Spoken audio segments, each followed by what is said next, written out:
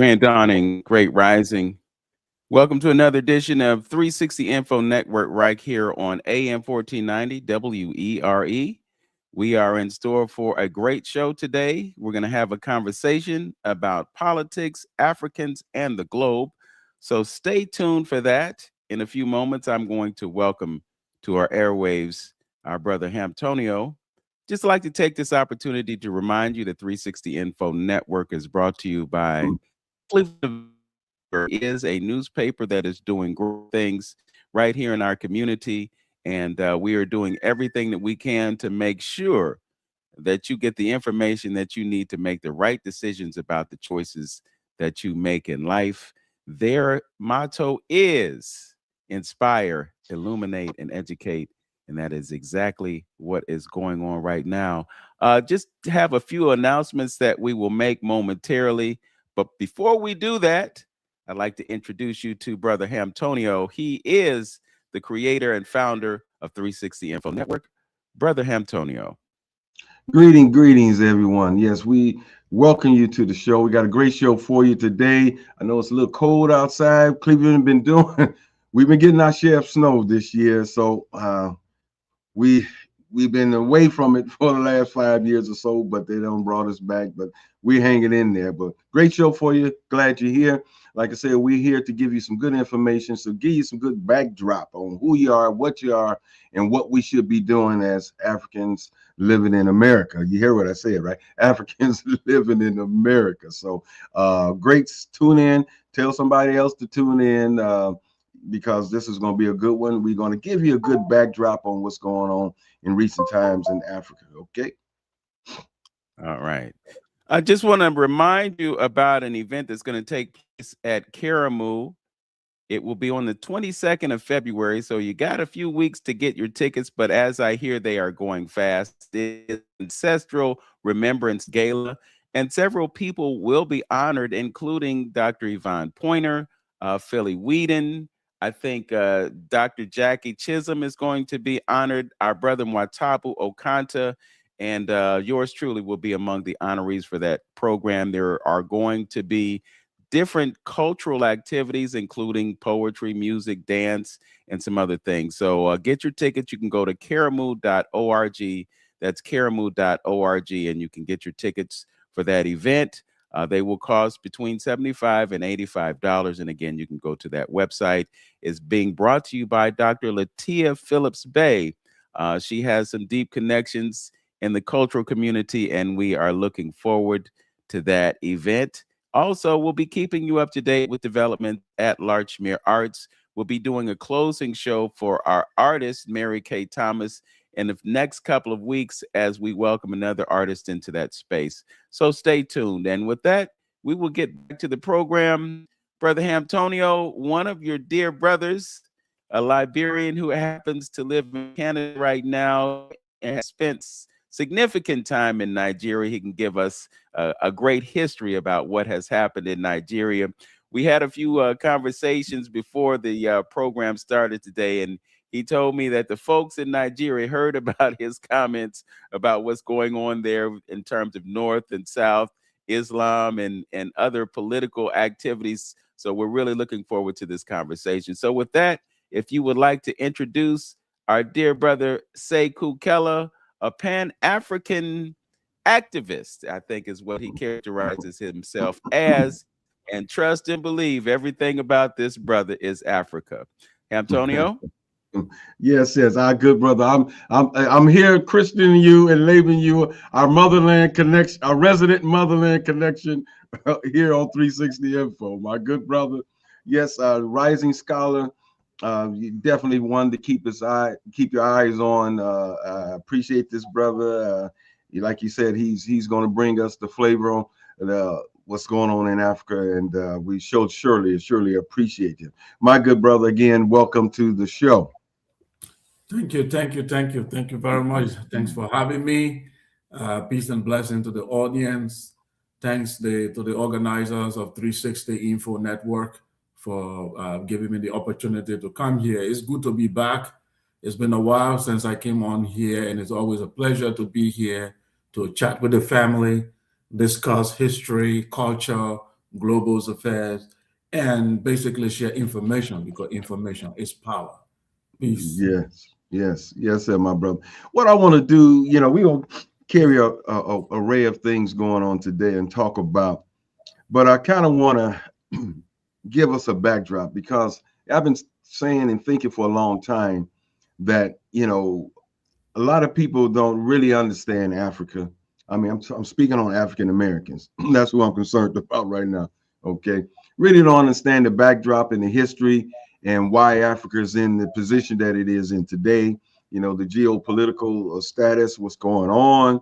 And I think with that, it can bring us both together, Africans on the continent and the Africans living in America. Because I think, someone with intentionality has did a great job in playing us both against each other, and part of the confusion of us not understanding each other, and distance from each other. So I want to paint a little picture so people can get a little quick backdrop summary of what's going on in Africa. So, as far as you see it, what would you say the West's relationship has been over the 400 or 500 years with Africa?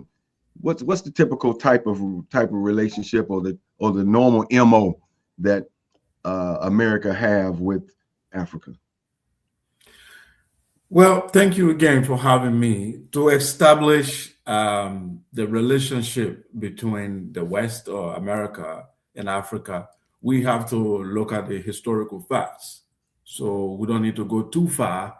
We have to look at slave trade and see their involvement. When the New World, when Columbus went into Americas, and then the Portuguese were already having business, establishing commercial links with Africa, and their intention, or according to them, their original intention was to buy gold, silver, and ivory, because Africa was a very rich continent, a continent where the people did not need the outside world to survive. So at this point, there were states in Africa, very great, powerful states, that we are talking now 12th, 13th century. A lot of great states in Africa were already established. The Ouagadougou Empire, Ghana Empire, and other places were standing. And the Portuguese were coming and saying, hey, these people are very rich. They have a lot of mineral resources, but they did not have the technology of like guns that we have. So we can establish trade with them and see what we can get. So the European needed Africa. They needed Africa for the things that they saw there. But when they arrived and they started getting things, one of the things they found out was that Africa have a large population, and the military was not as strong as theirs.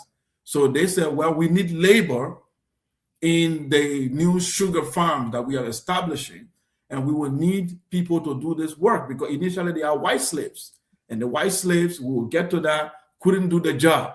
The Indians couldn't do the job. So they were like, why not we try these people? So the Portuguese started kidnapping Africans from the coast, kidnapping people, and eventually they destabilized the system. They found, and the Muslims were also on the other side doing the same thing through the Sahara. So when the entire system was destabilized, they found out now people live in villages and little kingdoms that don't have the military capacity to protect them. Then the entire slave trade began. So the relationship started with exploitation. A trade that was based on lies, that was based on deception, that was based on exploitation. So they began to take human beings and transport them.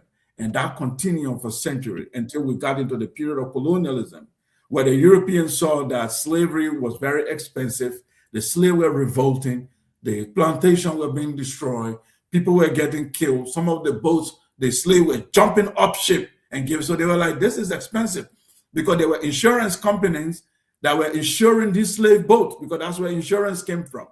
So the insurance company were insuring these slave boats from Amsterdam and other places. So when these slave boats have problem at sea, they lose billions or millions of dollars. So they were like, we can't keep sponsoring this trip. So all the corporations were pulling out their money because they found out that the slaves were revolting and they were losing money. So it went into colonialism. The colonialism where they control the African territory and created fake states. This fake country that you have today, Ghana, Ivory Coast, Guinea-Conakry, which were just different provinces of African empire. Okay. So they created these states, and then they divided us into now what you call Francophone, Anglophone, Lusophone. Now a group of Africans speaking English, calling themselves Anglophone. A group of Africans speaking French, calling themselves Francophone. So the relationship is based on the colonial relationship, ethnocentric relationship, exploitation.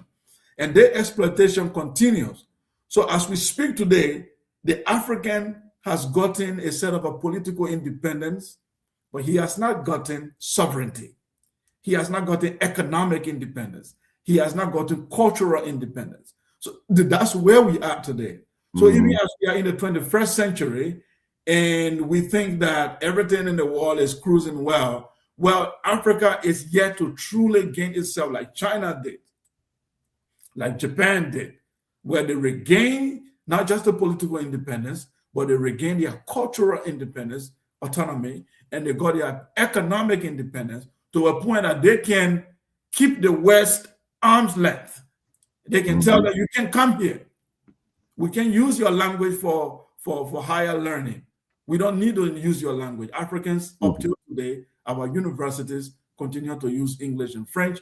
Our leaders have not developed the capacity yet to say, why can't an African language be used for higher learning as a national language in our country to advance science and technology without a European language? So you can see our relationship is still colonial. It's still colonial. It's not yet Uhuru, like some people would say. Yeah, see, and you know, I remember back in the day, in the 70s, the book Things Fall Apart, it talked about, the invasion at that point. I remember when I was in college, this is 77, 78. I remember taking the Black History course, and I had to do a paper on it was the golden age of the Moors, I believe, it was something to that nature. And it talked about the invasion of the Arabs or the Islam into Africa, so it seemed like we have this little influx in Africa. And I would imagine it attracted people because of what you just said earlier, being rich and doing things of that nature. So how strong of influence would you say that Islam is in Africa in present day?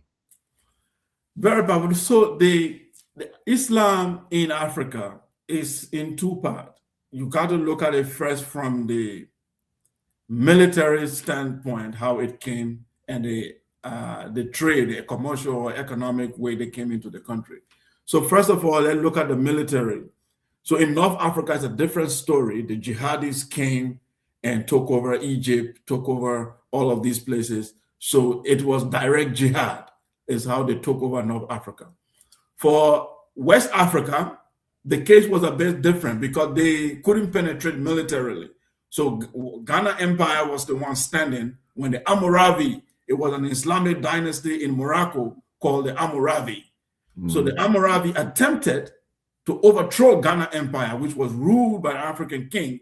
If you read the book of The West and the Rest of Us, or you read the writings of Ibn Khaldun and other people, Ghana Empire, which was called the Ouagadougou Empire, was very huge, starting from modern-day Mauritania, going up to Senegal and other places. It was a very huge empire. And the kings were practicing African spirituality. They were engaging in businesses of gold and all of that. Very rich and a powerful kingdom. So the Muslims came and settled. They came as business people. They were like, we want to do business. We don't have any problem. So the king gave them a territory or a district where they should settle. So they built their mosques and they settled down. But most of them were spies. So while they were pretending to be business people, their real goal was how to destabilize the state. So they began to marry the African women, but they wouldn't give their daughters into marriage to the African people. But they were taking the African women and they were marrying them. And the Africans not being conscious of the global politics of the time, that this is how Islam spread. It's spread by marriage and birth. This is their first philosophy. When they can't conquer you militarily, they can't conquer you economically, they use marriage. They use family system. Infiltration. Infiltration, because they can marry 3-4 women, and, but they can't give you their daughters, but they can say, we want to marry a daughter, we want to assimilate. But now if you want to marry their daughter, they say, well, you got to convert to Islam. So they started expanding. If you don't have the reciprocity to do that, they can grow in your community. In the next 10 years, you find them growing in number, because that's a good strategy. They settle down, they began to marry your daughters. Now, you can kill your own grandchildren. If your daughter is married to them and they give birth to a child, you will say, well, that's my family. But then that family have an ideology that opposes your ancestral belief. So this is the way they started spreading Ouagadougou Empire. Eventually, the Hammurabi attacked Ouagadougou Empire. 3 times they couldn't succeed. 3 times they came the first time, they couldn't succeed, they got pushed back. Diop wrote about it. They came the second time, they couldn't gain. But then through those processes, they destabilized the state. Once they destabilized the state, that's how Ghana Empire fell. That coincided with the arrival of the European. So Islam today in Africa, it still has that same system it operated on from the beginning. Let's take Nigeria as an example. The northern part of Nigeria was a place that was originally inhabited by the Hausa-speaking people. Very beautiful people. Their language, very beautiful. It's an Afro-Asiatic language, much closer to ancient Egyptian language, the Hausa language. Very rich and beautiful. And they are very hardworking people, agricultural people. But this nomadic tribe called the Fulani came out, they converted to Islam very early, and they were given the jihadist flag to spread Islam into West Africa. So they initiated a jihad in northern Nigeria, established what they call the Sokoto Caliphate. They removed all the kings in the Hausa kingdom, replaced them by the Fulani emirs. So the emirs are like governors of an Islamic empire. So they built a very powerful Islamic empire called the Sokoto Caliphate. And that Sokoto Caliphate mission was to continue to spread Islam militarily across West Africa. Then the British came in. So when the British came in, they had superior weapons. They defeated the Muslim guys.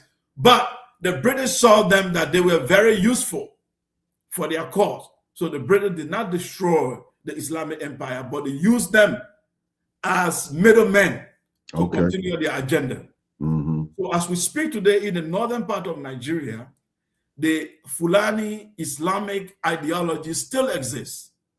It is in conflict with the democracy, the democratic value of the southern Nigeria, who inherited direct democracy from Western invasion and then their African culture, which they still preserve. So they are in direct conflict with northern Nigerians who are Arabi Islamists. They were under the Arabic Islamist colonialism, which they have not been free from. Then the British colonialism also came. So they came under 2 influences.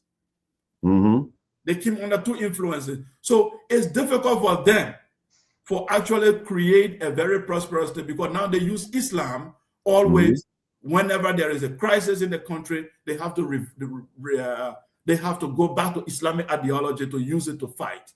So they can't be able to build any state without using jihad, without using Islamic ideology.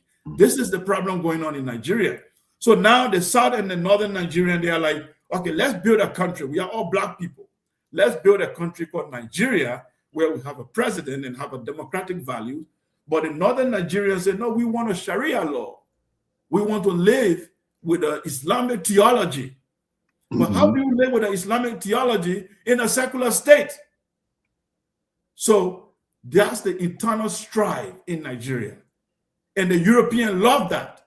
So they continue to make sure that the North continue to behave the way it behaves, and the South continue to behave, so that they divide and rule, they can use it to always destroy that country. That's why Donald Trump went in recently and Mm-hmm. bombed Nigeria, he said, I'm defending Christians. Because now the Christian in the South will say, yeah, because we've been persecuted by the Muslims in the North. I see. And the Muslim in the North will now run to Saudi Arabia or other places. They gave us more ammunition. Or the same Western powers will arm them again. Then you continue to have disunity. So Islam in Africa today is still very political. Mm-hmm. It wants to dominate. It wants to destroy the current African state and replace it with the Afghanistan style of country. This is the aim. I'm not saying that the ordinary Muslim on the street who is normal people having their life. I'm talking about the ideology itself. Mm-hmm. The ideology itself seeks to establish an Islamic caliphate in all of Africa. This is why Africa cannot have peace. Mm. Yeah, that's interesting with that, and you know, and educating us, and so understanding exactly what's going on.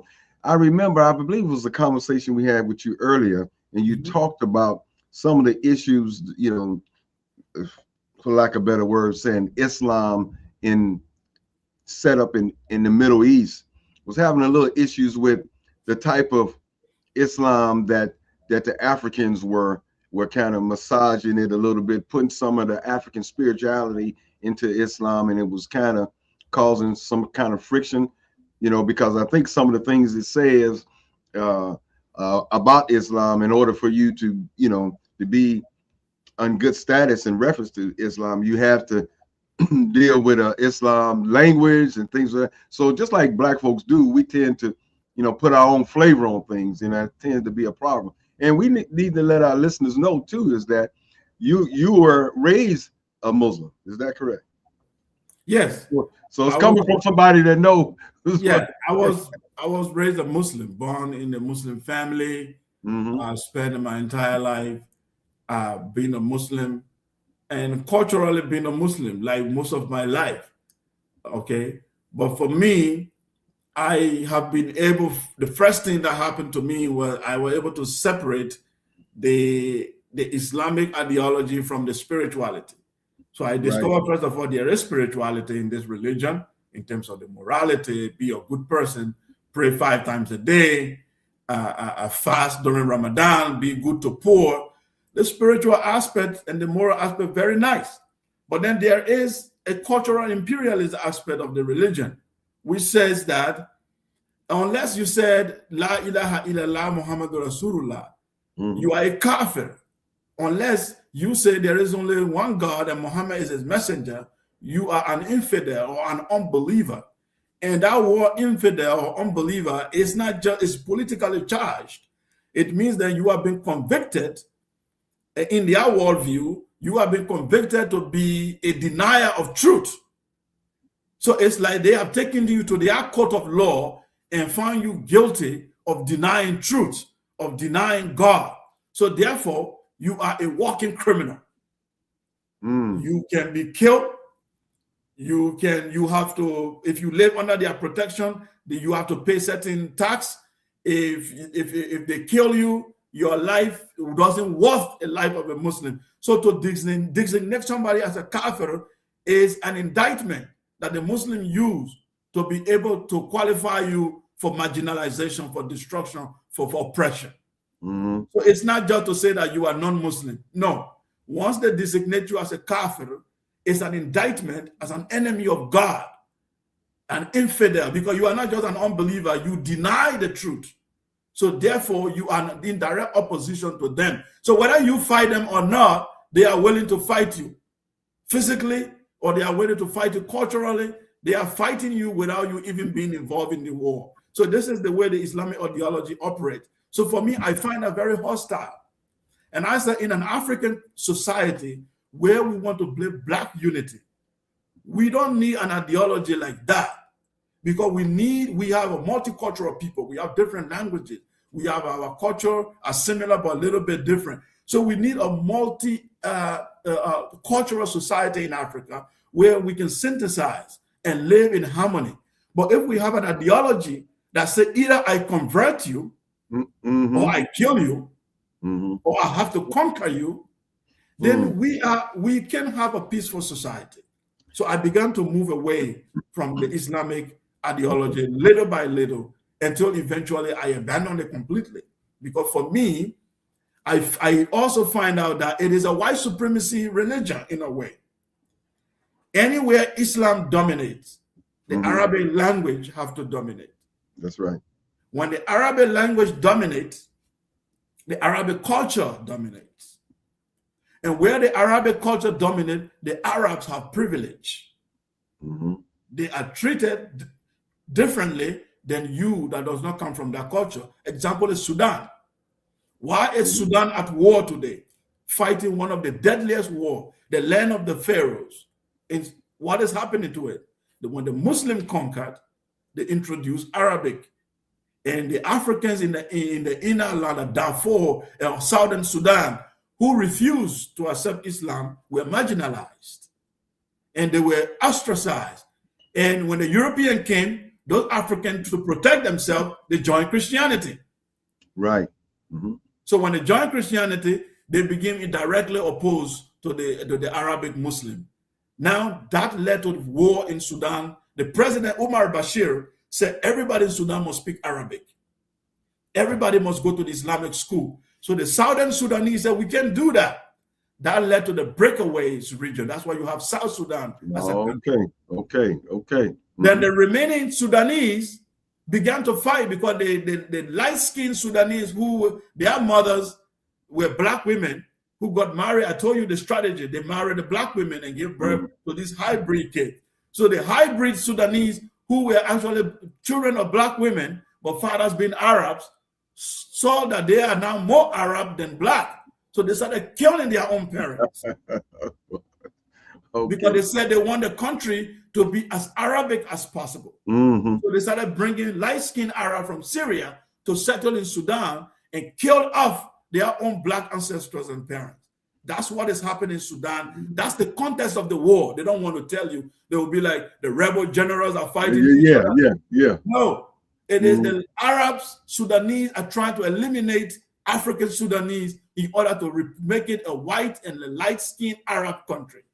It's happening in Mauritania.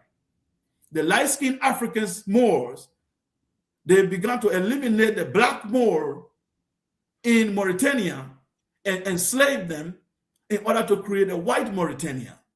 So Islam is Arabic. Islam is Arabic culture, and eventually Islam is white supremacy culture of the Arab world. So they use the black who are even fighting don't realize that they are preparing the way for the Arabs to take over. They are the middlemen. What they do, they say they are fighting for God, like the Boko Haram in Nigeria. We're fighting for God. Okay, when you succeed, what happened? Arabic language dominates. When the Arabic language dominates, what happened? Arabic culture dominates. What happened when Arabic culture dominates? Arabs dominate. That's then right. You become servant in your own kingdom. Two things before we go to break. When you said that, it made me think about our good brother in Burkina Faso, that he rejected them coming in, putting mosques all over the place, for one. And it just seems like in our audience, if you really just pick that up, that folks are coming into Africa either by the sword or the gun, trying to manipulate the people and take their sovereignty away and dominate. So we need to know that Africa has been under attack forever, and those internal battles that are going on has been going on because, I used to say is that, some of our people feel like Africa abandoned them, then come back for us when we were sent over here while we was going through slavery and things of that nature. But I think a lot of us don't understand exactly what was going on with Africa at the time. Like they was at the beach having a good time. I up until recently in the last couple of years, I didn't know that over in Africa they was cotton farmers and things of that nature. So that fit right well with the slave trade to come over here and start doing what we did with cotton, because we was already cotton farmers. We had the experience already over in Africa. So we're going to go into our break. You can follow up on that if you want to after the break there, brother Sekou. All right, no problem. just joining us, you're listening to 360 Info Network right here on AM 1490 WERE. Our guest is Sekou Kelleh. He is a Pan-African activist from Liberia who is living in Canada right now, but he is giving us the 411 on politics, on religion, on history, and some other things that we will dive into as we continue our broadcast. We're going to step away just for a few moments and hear from our sponsor, the Cleveland Observer. Stay with us. We will be back momentarily.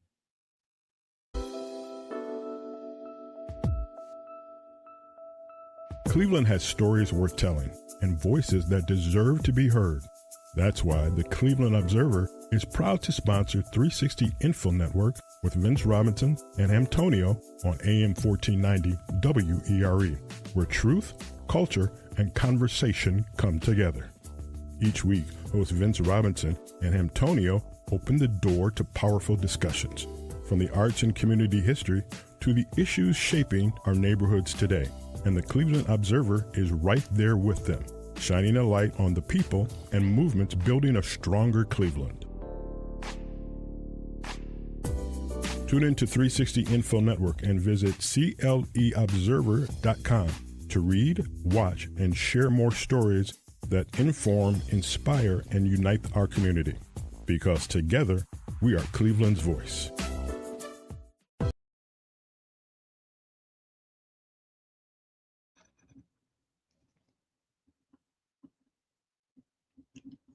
Right.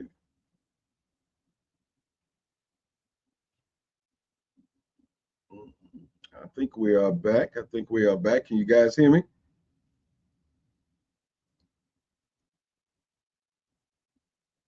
Yeah, we can hear you. Oh, you can? Okay. I wasn't sure. Yeah. Okay. You still Look like- have the Going logo to on the the screen. screen.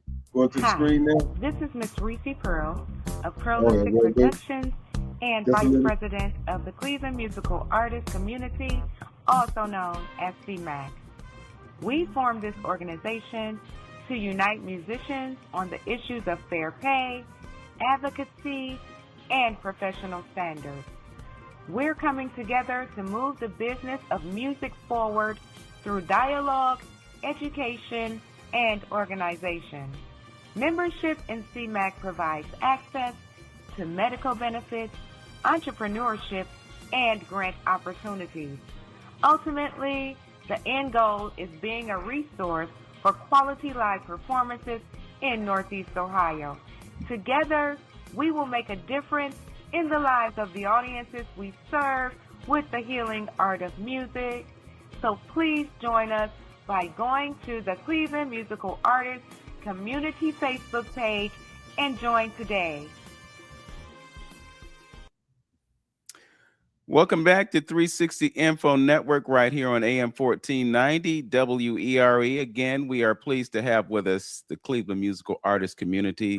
There are some developments that we'll be sharing with you as things progress. We're really happy about this new organization that has been formed to benefit musicians, not only in Cleveland, but in Cuyahoga County and Northeast Ohio. Again, if you just joined us, this is through Info Network. We're having a great conversation with Brother Sekou Kelleh. He is a Pan-African activist that lives in Canada right now, but he is from Liberia, and he has shared with us he spent considerable time within his life in Nigeria, and he's giving us the 411 about what's going on over there. We are sponsored by the Cleveland Observer, and we are also on 3 different platforms. So we are on YouTube, we're on Facebook, and we are on LinkedIn as well. And you can join us on all of those platforms. When you find us, join us in the chat. If you have questions, if you have comments, anything you want to share with us, please do that.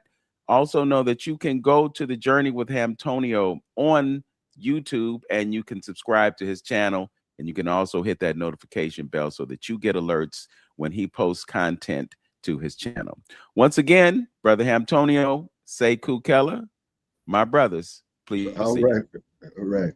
Yeah, like I said before, it just looked like it's invasion. So I guess the question we as Black folks, need to know and understand, this attack this attack on why Africa, why black. You went in there and you started talking about, you know, the division up in Morocco area, up in Northern Africa, trying to separate that light from the dark there. You know, there you're seeing, and you know, it seems like it works in all kind of dynamics with the religion, with the color of the skin. This takeover, you know, we have to get a good handle on all of this. We got to understand what's exactly going on in order for you to, you know, really get a greater understanding of what's going on, you know, over in Africa and why. So the question I would say again is why this takeover? So you need to understand there's some value there. There's absolutely, all these folks wouldn't be coming into Africa if it wasn't some value there. And the problem I have is that separation that we have over here, Africans living in America, and what's going on over there. We seem like we just allowing it or we turning our backs on it, but we also know that it's been the propaganda and the manipulation has caused that. Yes, absolutely. I think we've been, one of the important events that have happened this year on this very topic is the visit of our brother Aisho Speed to Africa. He's a very popular YouTube streamer, Black American, and it's a young boy. He's 21, and recently there is the African Cup of Nations that's been played in Morocco, and then he decided to make a tour around African countries, and with a huge 50 million followers. And he went into Ethiopia, he went into Kenya, Ghana, Nigeria, Liberia, and all of Ivory Coast and all of these countries. So what most of the streamers were very surprised to see that Africans have cities that are well developed and up to standard than most cities. Aisho Speed was able to show the culture, he was able to show the beauty, the wealth, the happiness of the people and the culture. So it brought him back the discussion, because the last 5 years, it's like the white supremacy were able to revive this old division among Black people and say, oh, Africans hate African Americans. Mm-hmm. Africans hate African Americans, and African Americans don't like Africans. So that cultural war was going on, especially with the FBA. The Tariq Nasheed founding is a foundational Black Americans organization, and the ADOS, and all of these joined to fuel the discussion. So you go on the social media, Black people are fighting, and the FBA are saying, oh, you guys are tethers, or they use word like tethers. You come to America and give birth to your kids, go back to Africa. America is for foundational Black Americans. And it's like we lost the actual purpose of our struggle as Black people, and then began to buy into this propaganda that was pulled out there to buy the white supremacy. And then I asked a question. I'm like, okay, for the foundational Black American, I told them, like, hey, I understand those of you who formed that ideology to say that, hey, we are the descendants of slaves in America, and we deserve certain type of recognition and rights because our ancestors paid the price and we need reparation. I said, if you form ideology around that, it deserves the support of all Black people around the world, because Black America deserves to get reparation. I said, but when you use that to divide Black folks, and you use that ideology instead of gathering allies, you now try to drive away other Black people, you are doing yourself a disservice, because even your president, Donald Trump, is not a foundational white American. Most white people in America today are not even foundational white Americans. Their parents just came from Europe during World War II. Mm-hmm. Some of them came after World War I, and they are having more privilege than you in America. Donald Trump's parents are German. Mm-hmm. He's not so he looks like he's no different from Obama, whose father is Kenyan. Mm-hmm.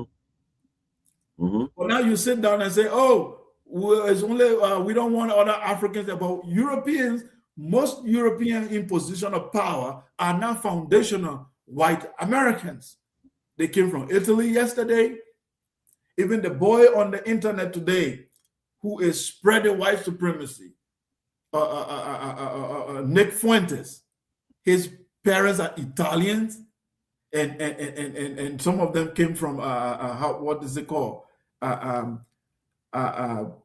Mexico.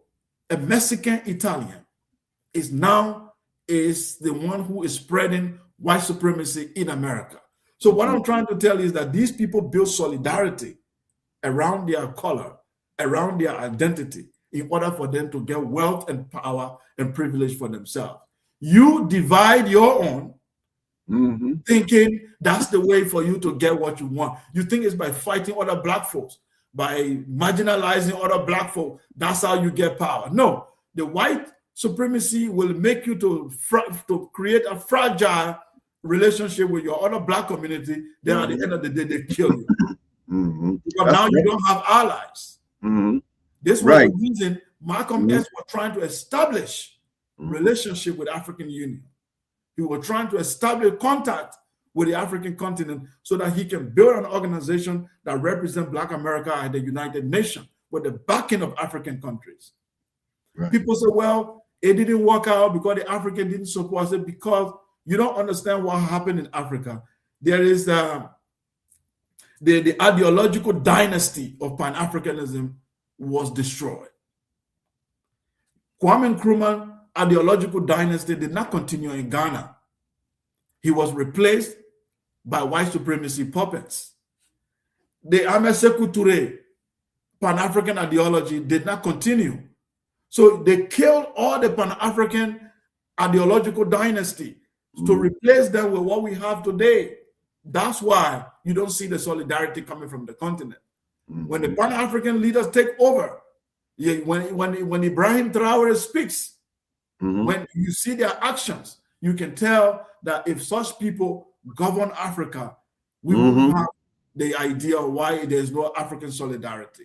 Why there's no African solidarity is because we have the wrong people in power. Now, why is the continent attacked? Why are people so much interested in the continent? We keep telling you the continent is one of the richest real estate on the planet. But the people, they need Africa without Africans. This is the danger. They need Africa without Africans.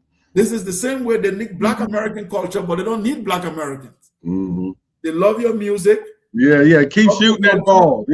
Keep everything. They just need it without you.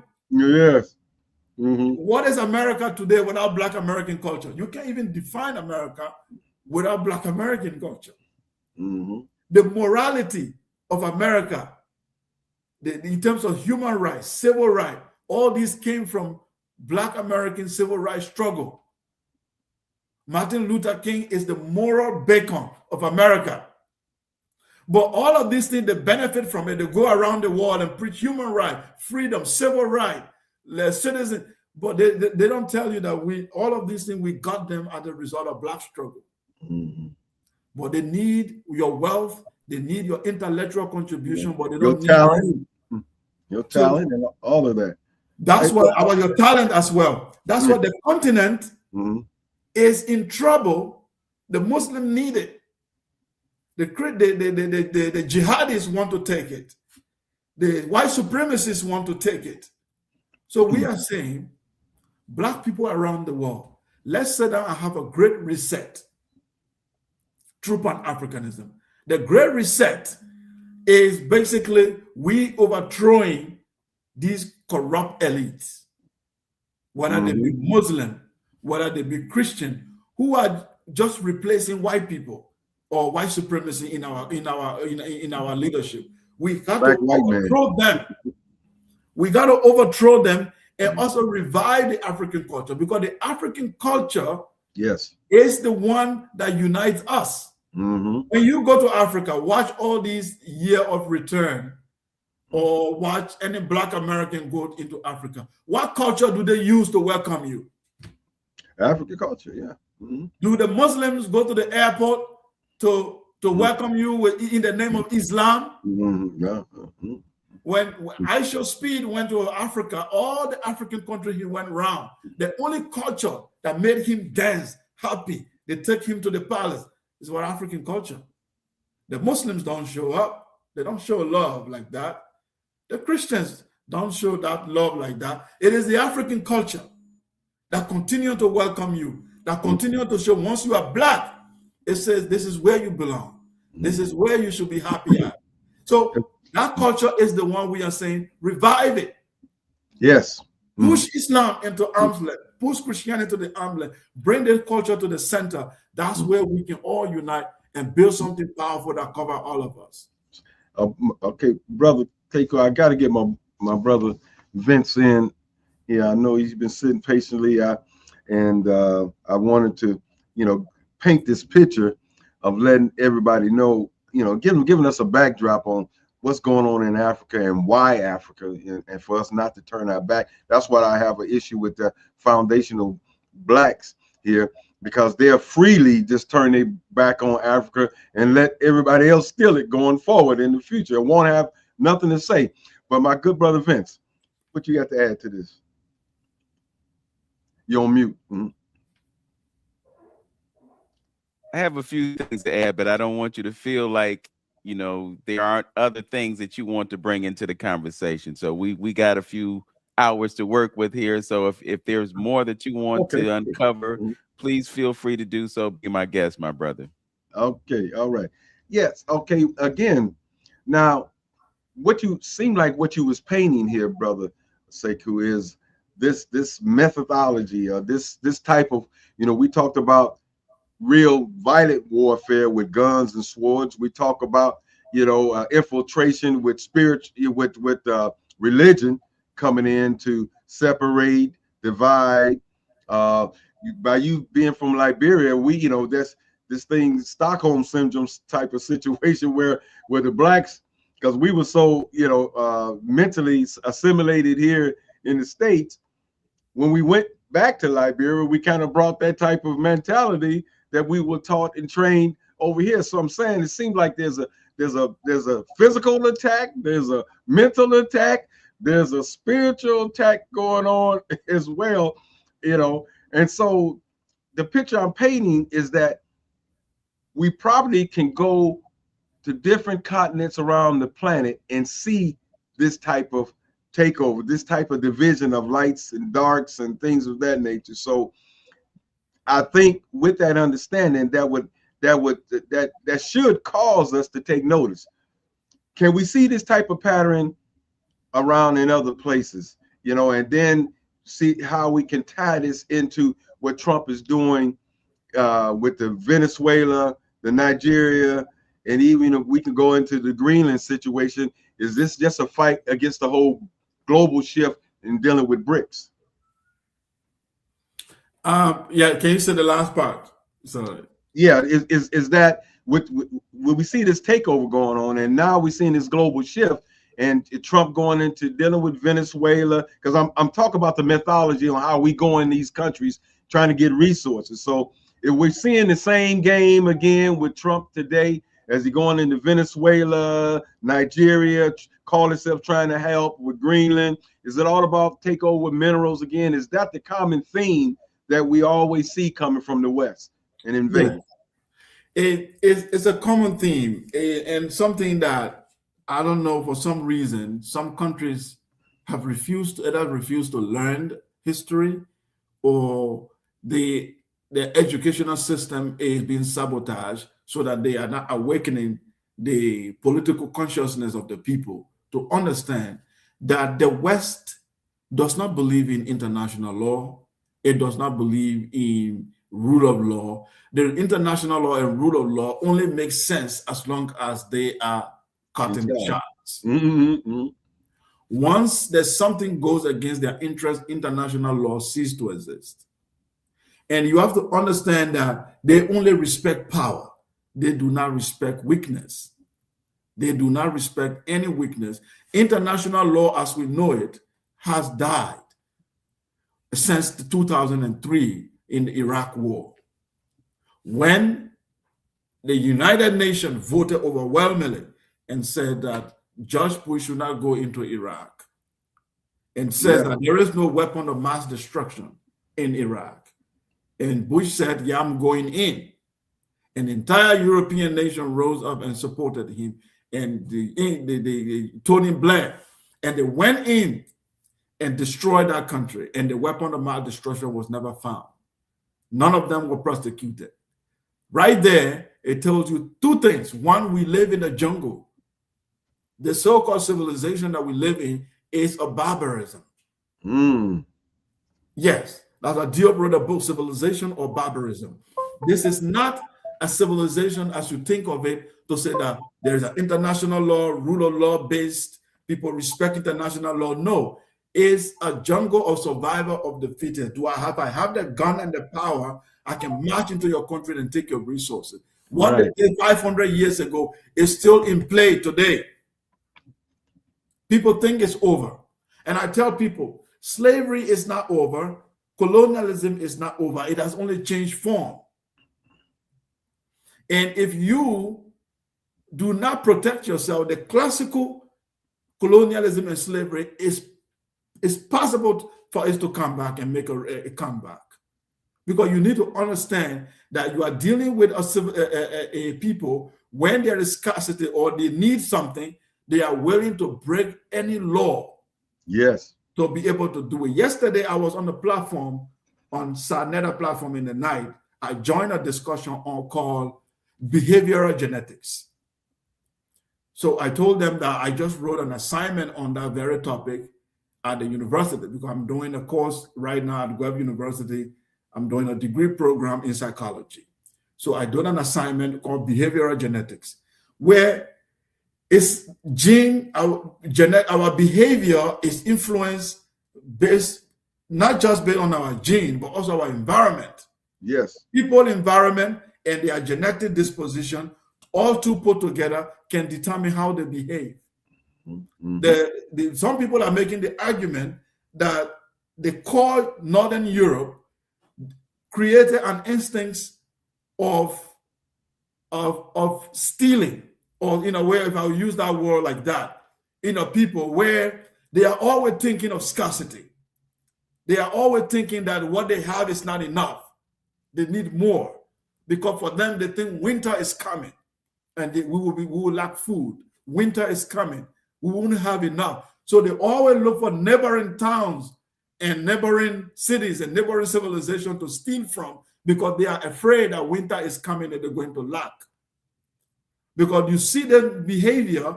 I'm not saying that this theory is proven, but some people are postulating that could that be responsible for this behavior of the Western people? I see.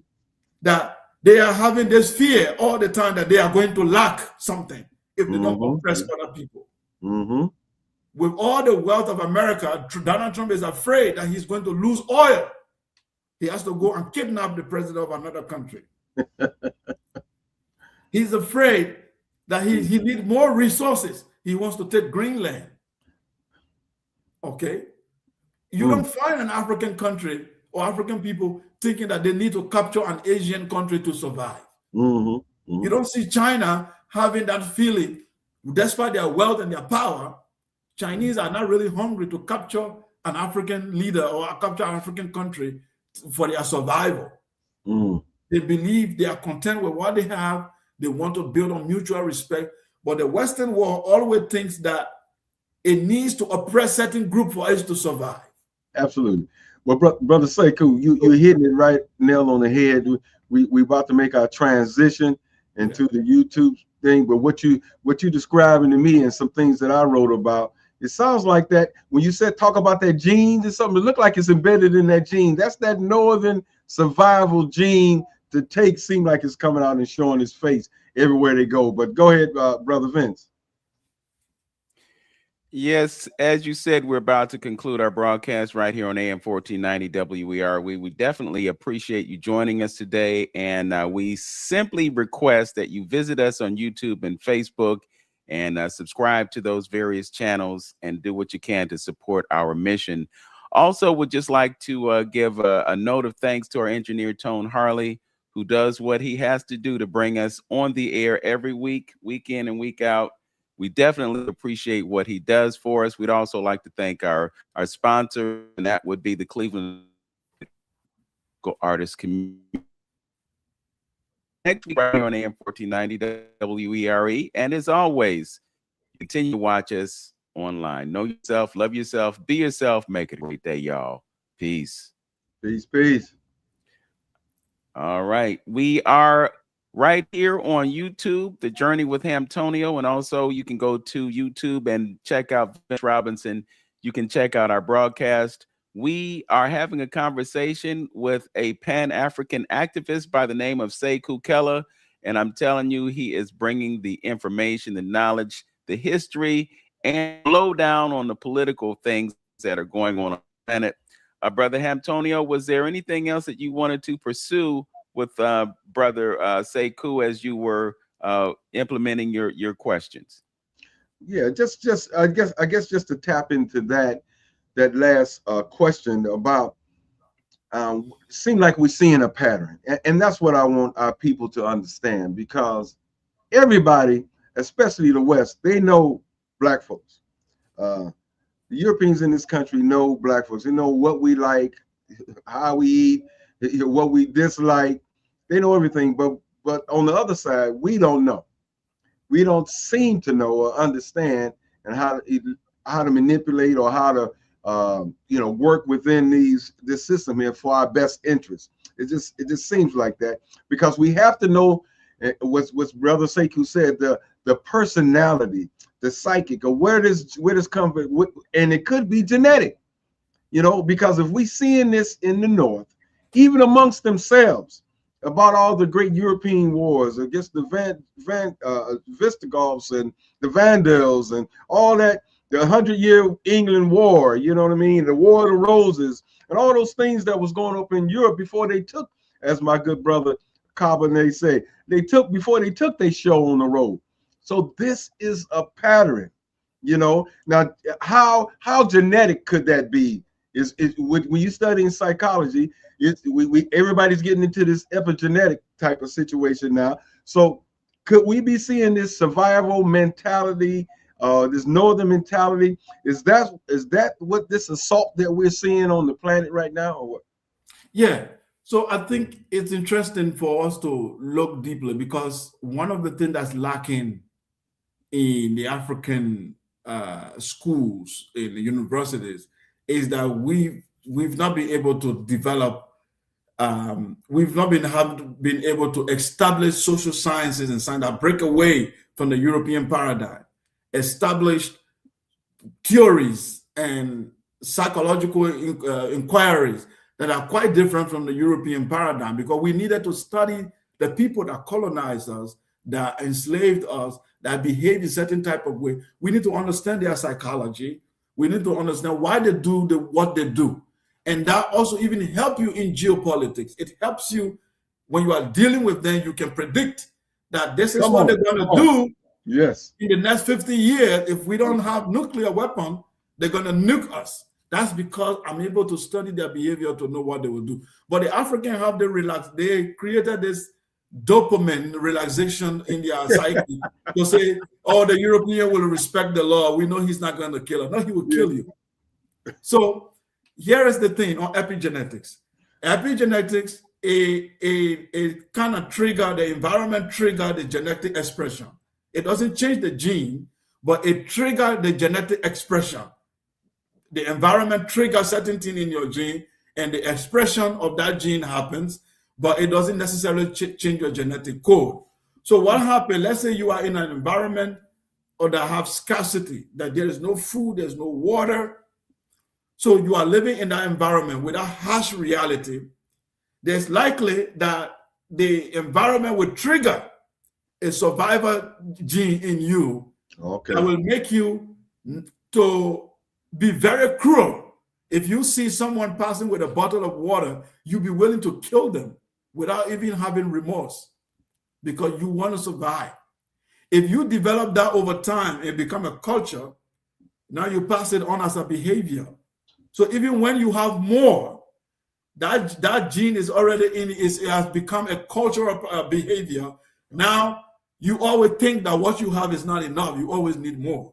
It's in the fabric of things, huh?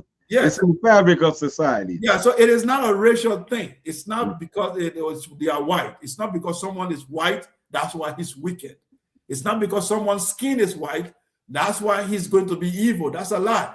But the environment is able to trigger a certain gene in him. So let's look at the environment. If you look at where do the people fight war mostly, even in Africa, it's in the desert area. Most wars, you find it in the Sahel and the desert area because there is scarcity. Right. There is scarcity and there is a fight for resources. So you have more war. If you go to the tropical area in Africa, it's mostly peaceful. In the forest, in the Amazon forest, the tribal people relax because there is no scarcity. There's river, there is fruits, there's everything around. They don't need to steal your land to survive. So we can postulate and say that the Ice Age, this is the question we're asking. The people who emanated out of that Ice Age, did they develop this idea of insatiable wants?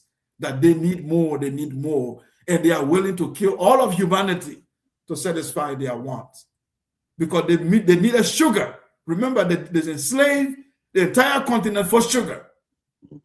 We need sugar, we need sugar. What do? Let's get an entire population, kill them off. We must get the sugar. We need oil. Kidnap the president, burn down this country. We need the oil now. After oil, what's next? Now we have gone into rare minerals. They need these rare minerals to fuel the technology. Guess where you find these rare minerals? Most part in Africa and other places. And what they're going to do? They will burn down those countries.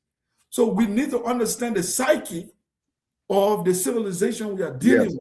Yes. Why they behave the way they behave. If you don't, the Chinese understood that. That's why they got this nuclear weapon. They told their people, we can't give you democracy now because democracy is good on paper, but it's always it's a pretext for them to infiltrate your system because they go to the opposition and arm the opposition to destroy. That's why they love democracy so much. Not because they want to give poor people rights, but so that they can manipulate the opposition to destabilize the system. But when you have a revolutionary system with no opposition, they can't penetrate. Then they start to complain. That's why they are against Ibrahim Traore. That's why they are against all these people. But even if you have a non-democratic society, but they are able to penetrate, they will not complain. That's why they don't complain about Saudi Arabia.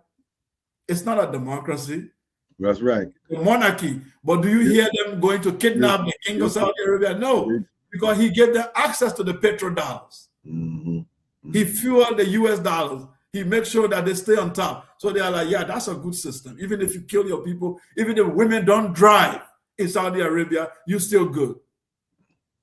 So forget about human rights and that. Human rights. It's not issues. Not going in saving Christians now. We ain't saving Christians now. Just keep my money right there, huh? Keep my money right. You can kill all. There's no Christian in Saudi Arabia. Eliminate no churches. Eliminate all of them. You good. But in Nigeria, the Christians are dying. No, it's because he's doing it for a different reason. It's never about the people. The democracy war, the human rights war is all fake.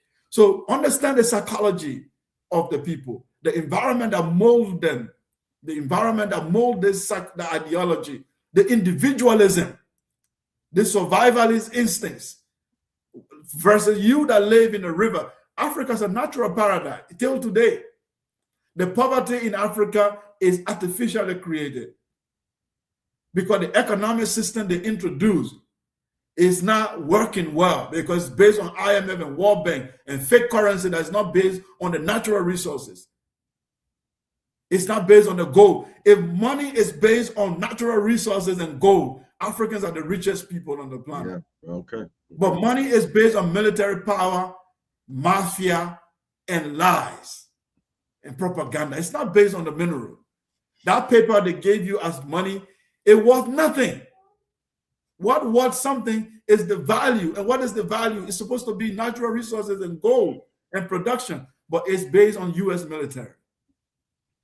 So, Brother Sekou, excuse the interruption, but I have to jump in because you've uncovered so many things that we need to talk about. In the last hour, you mentioned the Great Reset. and you said that we need a great reset.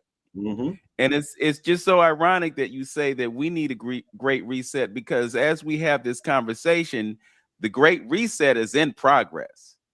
When you talk about resources, there is a global controversy over those minerals that you talked about, specifically silver and gold. And right now, silver market is just exploding. Just yesterday, silver went up to $121 an ounce. $121 an ounce. And because of the manipulation that's taking place and the consolidation and so forth, they actually engineered a massive sell-off. So it went from $121 to like $85 an ounce in one day. But what's going to happen is, because of this great reset and the changes taking place in the world economy, silver is going to be $200, $300, $400 an ounce, because to be revalued to fit the realities of the marketplace. So last week before, they had the big meeting in Davos, World Economic Forum. All these leaders come together, and I would assume that there were some African leaders in that mix as well. But you have two separate situations. You have sovereignty, which we talked about earlier today, and we have globalism. And then you have people like the President of the United States, who doesn't really want to buy completely into a globalist agenda, because he wants to retain the sovereignty of this country. So you got all these different wars going on. Venezuela was a way for the United States to get back at China, because China depends on the crude that comes from Venezuela. So if the United States can get in there and control that crude, then they prevent China from functioning as effectively as they could. But, you look at the whole BRICS situation. You look at the fact that they've created an alternative currency. So they're basically detonating the petrodollar, because countries from around the world can go to Saudi Arabia and purchase petroleum with something other than the US dollar. So now they're buying oil with the yuan. They're conducting trade outside of this. So is that I'm a just panic? saying, Is that a panic going on, Vince? Is that a panic going on? Is that what you're saying? It's a panic in a sense, because the US dollar is losing its power. And at the same time, you have all these countries that are getting as much gold as they can, because this new currency is backed partially by gold. I think 30% of the new currency is backed by gold, and they have the gold strategically in place in other countries besides China. So there's a great reset going on right now, but this great reset is not being implemented in the interest of lifting African people. But as you said, where are the minerals? Where are the resources? Yes. This whole idea of scarcity, when it's enough for everyone to go around. So I'm just wondering, we have Ibrahim or others in the Sahel that are making moves to establish their sovereignty, but how realistic is it for the continent to be a sovereign continent with United States of Africa and leaders within those countries who are willing to stand up for their sovereignty and not buy into a globalist agenda that seeks to exploit the people and the resources of the continent? I guess that's the real question, Brother Sekou. Yeah, I think everything depends on the people, the African people, not the leaders, the elites. The elites have Africa, have a history. And that's why I said to determine the destiny of a country or a people, you can look at the internal forces that control that country. From that internal forces, you can tell what direction this country is going and what would likely be the future of it. The internal forces in Africa, unfortunately, the evil guys have won the war temporarily. So the people we have in power right now are Western puppets. So the great reset for the African people will be to determine, to say, you know what, we have to overthrow this dynasty of elites. Because you can trace modern African elites, you can trace all of them to colonial period. Their fathers were involved, serving the British and the Americans. You can trace them even to the slave ship, that some of them were the African sellouts who were involved in slavery. They became rich from selling out their people, and then now they are in position of power. So their children continue the dynasty. They are now willing to fight for an African independent cause. So you see Patrice Lumumba. He was an outsider whose father was nobody, probably a farmer. And then he jumped into the picture and says, no, the country cannot go like this. We need to fight for the people. Then you have a rebel leader, Kabila, who is now sponsored by USA CIA to come and remove him. And that dynasty continued to rule the country till today. So you can tell the future of Congo by seeing the elite that are in power and who is ruling it. So this is the issue. So we need a great reset. The African people need to rise up and overthrow. Forget about the European imperialists now. This is our internal house cleaning. Oh, right. Okay. The house cleaning, because before you can go to war, you need to form an army. If you don't have a patriotic, loyal army, you can't even go to war. It's not about the enemy. It's about you not being prepared. So I think the conversation should be shifted to the African inner house cleaning. If we don't do the inner house cleaning, the external war, we can't win it. And the external war is very easy to win. Very easy. We have the resources. We have the youngest population on earth are in Africa. Youngest population. People between the age of 18 to 20. Most of them are in Africa. Most people in Asia, industrial Asia like Japan, they are getting old. In Europe, the population is declining. They are getting older. They are not replacing their population. We are getting a bigger population. We are getting younger. We can capitalize on that and overthrow these elites. And overthrowing the elite means we overthrow them with their religion and say, you know what? We are not saying that we are eliminating Muslims or we're going to commit a genocide, but Islam must be removed to any political activities in the state. It must be relegated to a private thing. The state will no longer be involved into religion affairs. Christianity must be relegated to because right now as I speak, they say that on paper, but in reality it's not. Nigeria takes 2% of its GDP to send people to Mecca. That's billions of dollars. They take it every year and pay Muslim scholars to go to the holy pilgrimage. That means 2% of their GDP is given to Saudi Arabia every year, free of charge. That's like army tongue.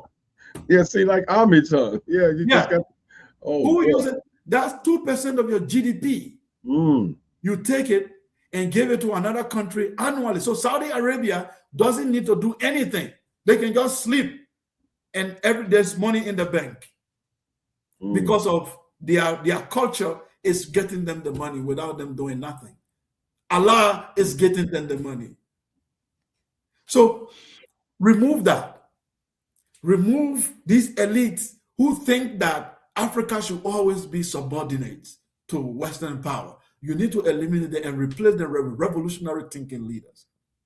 Once you do that great reset, Africa, I'm telling you, in one generation can be a superpower. It doesn't have to be the entire continent. Even the Sahel countries right now, they are on the right path, but for me, they are still wasting time. Because they have 3 presidents, and they formed the bank. They've created the currency. Up to now, it's going to 5 years. They're yet to create a currency. And the French and the other African nations are trying to overthrow them every week. There is a coup attempt every week in the Sahel. Just last week, they almost removed General Tiani. They almost assassinated Ibrahim Traore 3 times in the last few months. But come together, form one super state. Get one president, an army of that whole Sahel. Nobody can overthrow that government. Begin to build highway industries, remove religion out of the equation, and promote the African, you can become a superpower in 30 years. You don't even need to take a longer time.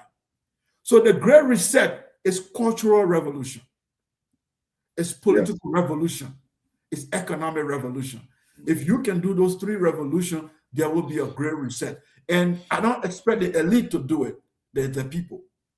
The people need to rise up and say, we are tired of this. With these elite that are in power, let's take the Nigerian president, for example.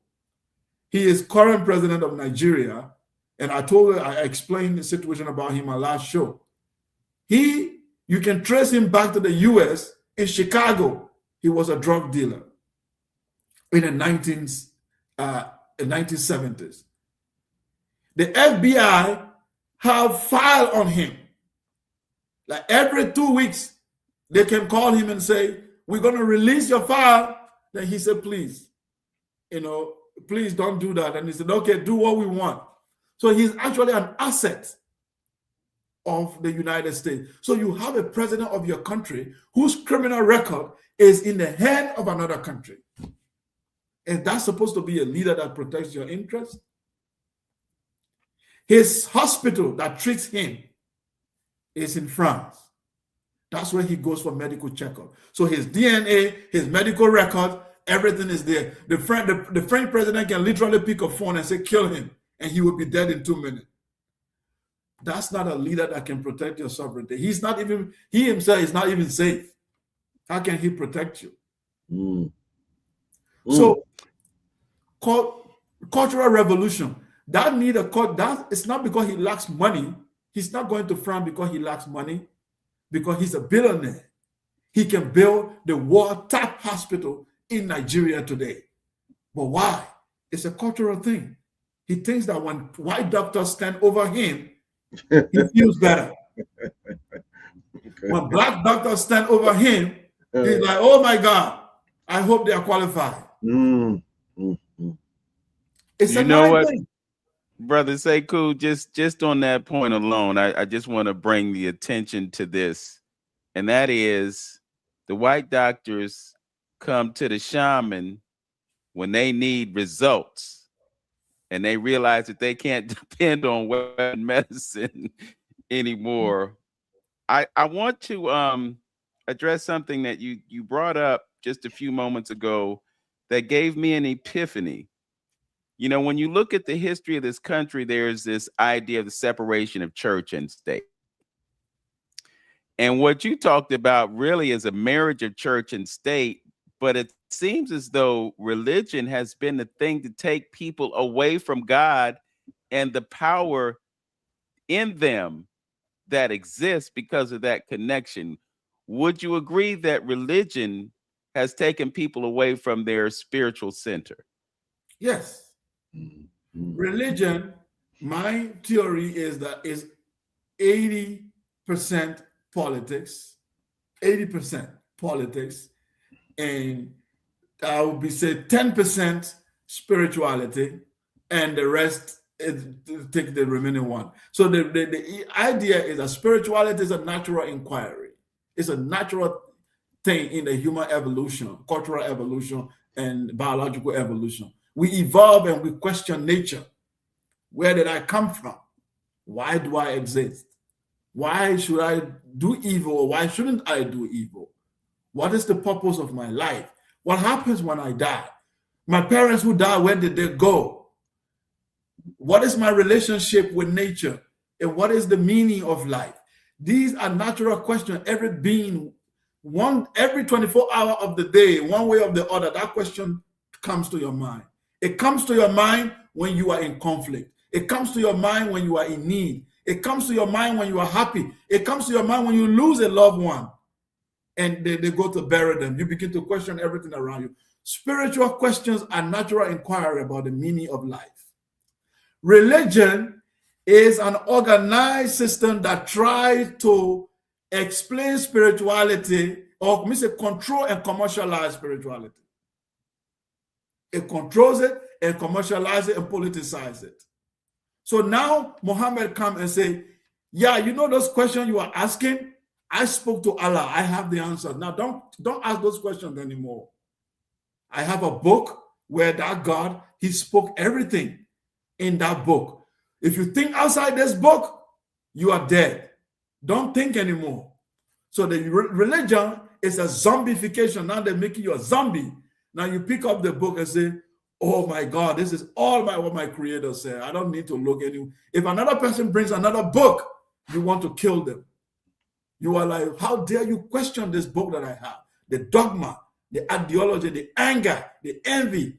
You even commit evil and don't recognize it because your evil have been given a moral, have been justified. So that's why a jihadist can take a bomb and blow himself up. He feels justified because evil is not evil to him as long as that book approves it. A spiritual person is not restricted to that book. He looks at nature for what it is. Why he look at the golden rule? I do not want to kill because I don't want to be killed. I don't want to rape someone's daughter because how will I feel when someone rapes my daughter? He don't need a book to tell him that. He feels it, that this is what nature demands him. Truth, justice, order, and righteousness. This is ma'at. Order, balance, truth, justice, reciprocity. Everybody needs it. So therefore, you reciprocate it to other people because that's what you need. But when your religion tells you if you kill an unbeliever, you do God a favor. A spiritual person will say, no, he and I have been cut from the same divine cloth. If the divine does not want his existence, he will have extinguished his existence. Who am I to question his own divine assignment on this planet? And I want to eliminate him. A spiritual person go past that dogma. You can't instruct a spiritual person to go and commit genocide in the name of God. It's not happening. So spirituality is, I would say, in this way, is what's the word I'm looking for? Is like the end product when something is destroyed and the end of it. Like when spirituality is destroyed, it becomes religion. Yeah. A perversion. Yeah, I was going to say perversion. It's a perversion of spirituality. Yes. That's what religion Well, I was is. just thinking, what if it was, instead of being 80% politics and 10% spirituality, it was 80% spirituality and 10% politics? And it just occurs to me that you have two separate systems. You got the state and that whole political realm, and then you got religion and that, and both of them have the intention of controlling people and taking them away from their understanding of what they can do to be most effective. Yes. And Because and experiencing freedom in life. You're talking about a place where you can walk down the street, there's fruit, there's vegetables, it's all around you. So you don't have to have this mindset of scarcity because nature gives you everything that you need. Yes. But we've been so brainwashed and so taken away from our understanding of ourselves, of nature, of the world, that the only way that we can eat is if we go to the store and buy something on the shelf. And when that stuff is not there, then we starve. Panic. In the meantime, you got all this food around you. Like, they have gone all that they have to keep us divided. If you look at Christianity, how many different denominations are there? And everybody is arguing over something that was, first of all, thought of by man and created to facilitate the division that exists. If you look at Islam, you've got all these different types of Islam. You got this sector, you got that sect, you got all these different divisions. And while everybody is arguing amongst themselves, nobody moves forward. So, yeah, we're in a different age now where people have an understanding that they don't need an intermediary to have that connection with God. Yes. You have a direct connection. You don't have to go to the mosque. You don't have to go to the church. You don't have to go to the temple. You got that direct connection when you have the awareness and the consciousness to know about it. So what's about that? It's very, that's why I'm talking spirituality. You is seeking because you believe that the universe is speaking every day. Your consciousness is a huge ocean you can tap into. There's a lot going on. The universe is a huge consciousness that we are tapping into. We are seeking. There is no absolute. So you can be spiritually, you can have certain information today, then you can get a better understanding tomorrow and shift your position. Religion is dogmatic. They don't shift position. For them, what is, it is. So if you want to like say we got a new understanding of this phenomenon now, they will say, no, this is where they belong and they want to stay there. And once people are dogmatic, they become irrational. And once they are irrational, they become violent.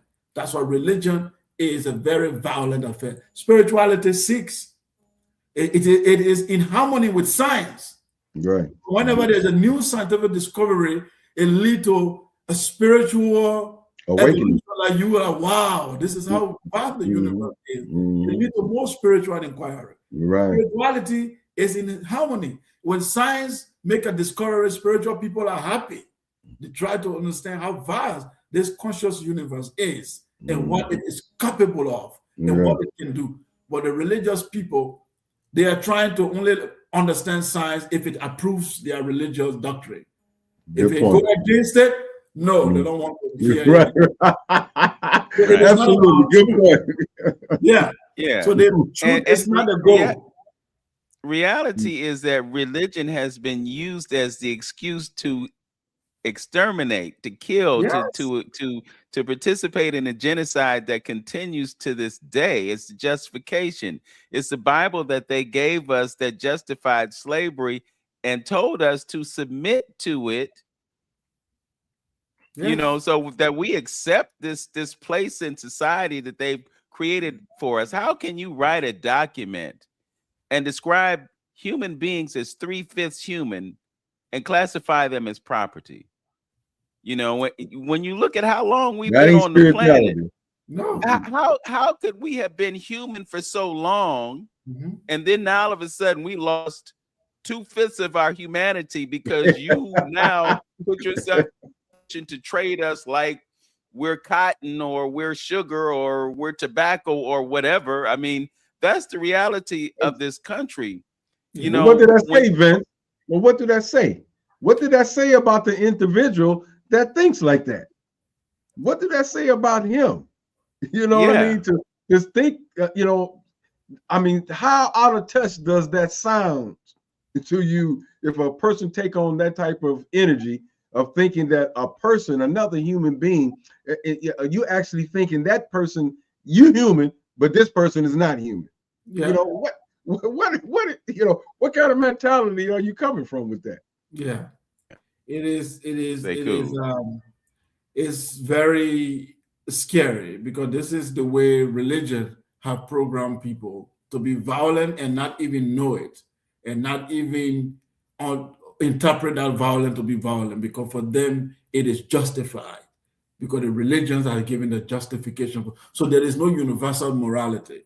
It's not that killing is bad. It's that, did I kill? Who did I kill? It is not that stealing is bad. Who did I steal from?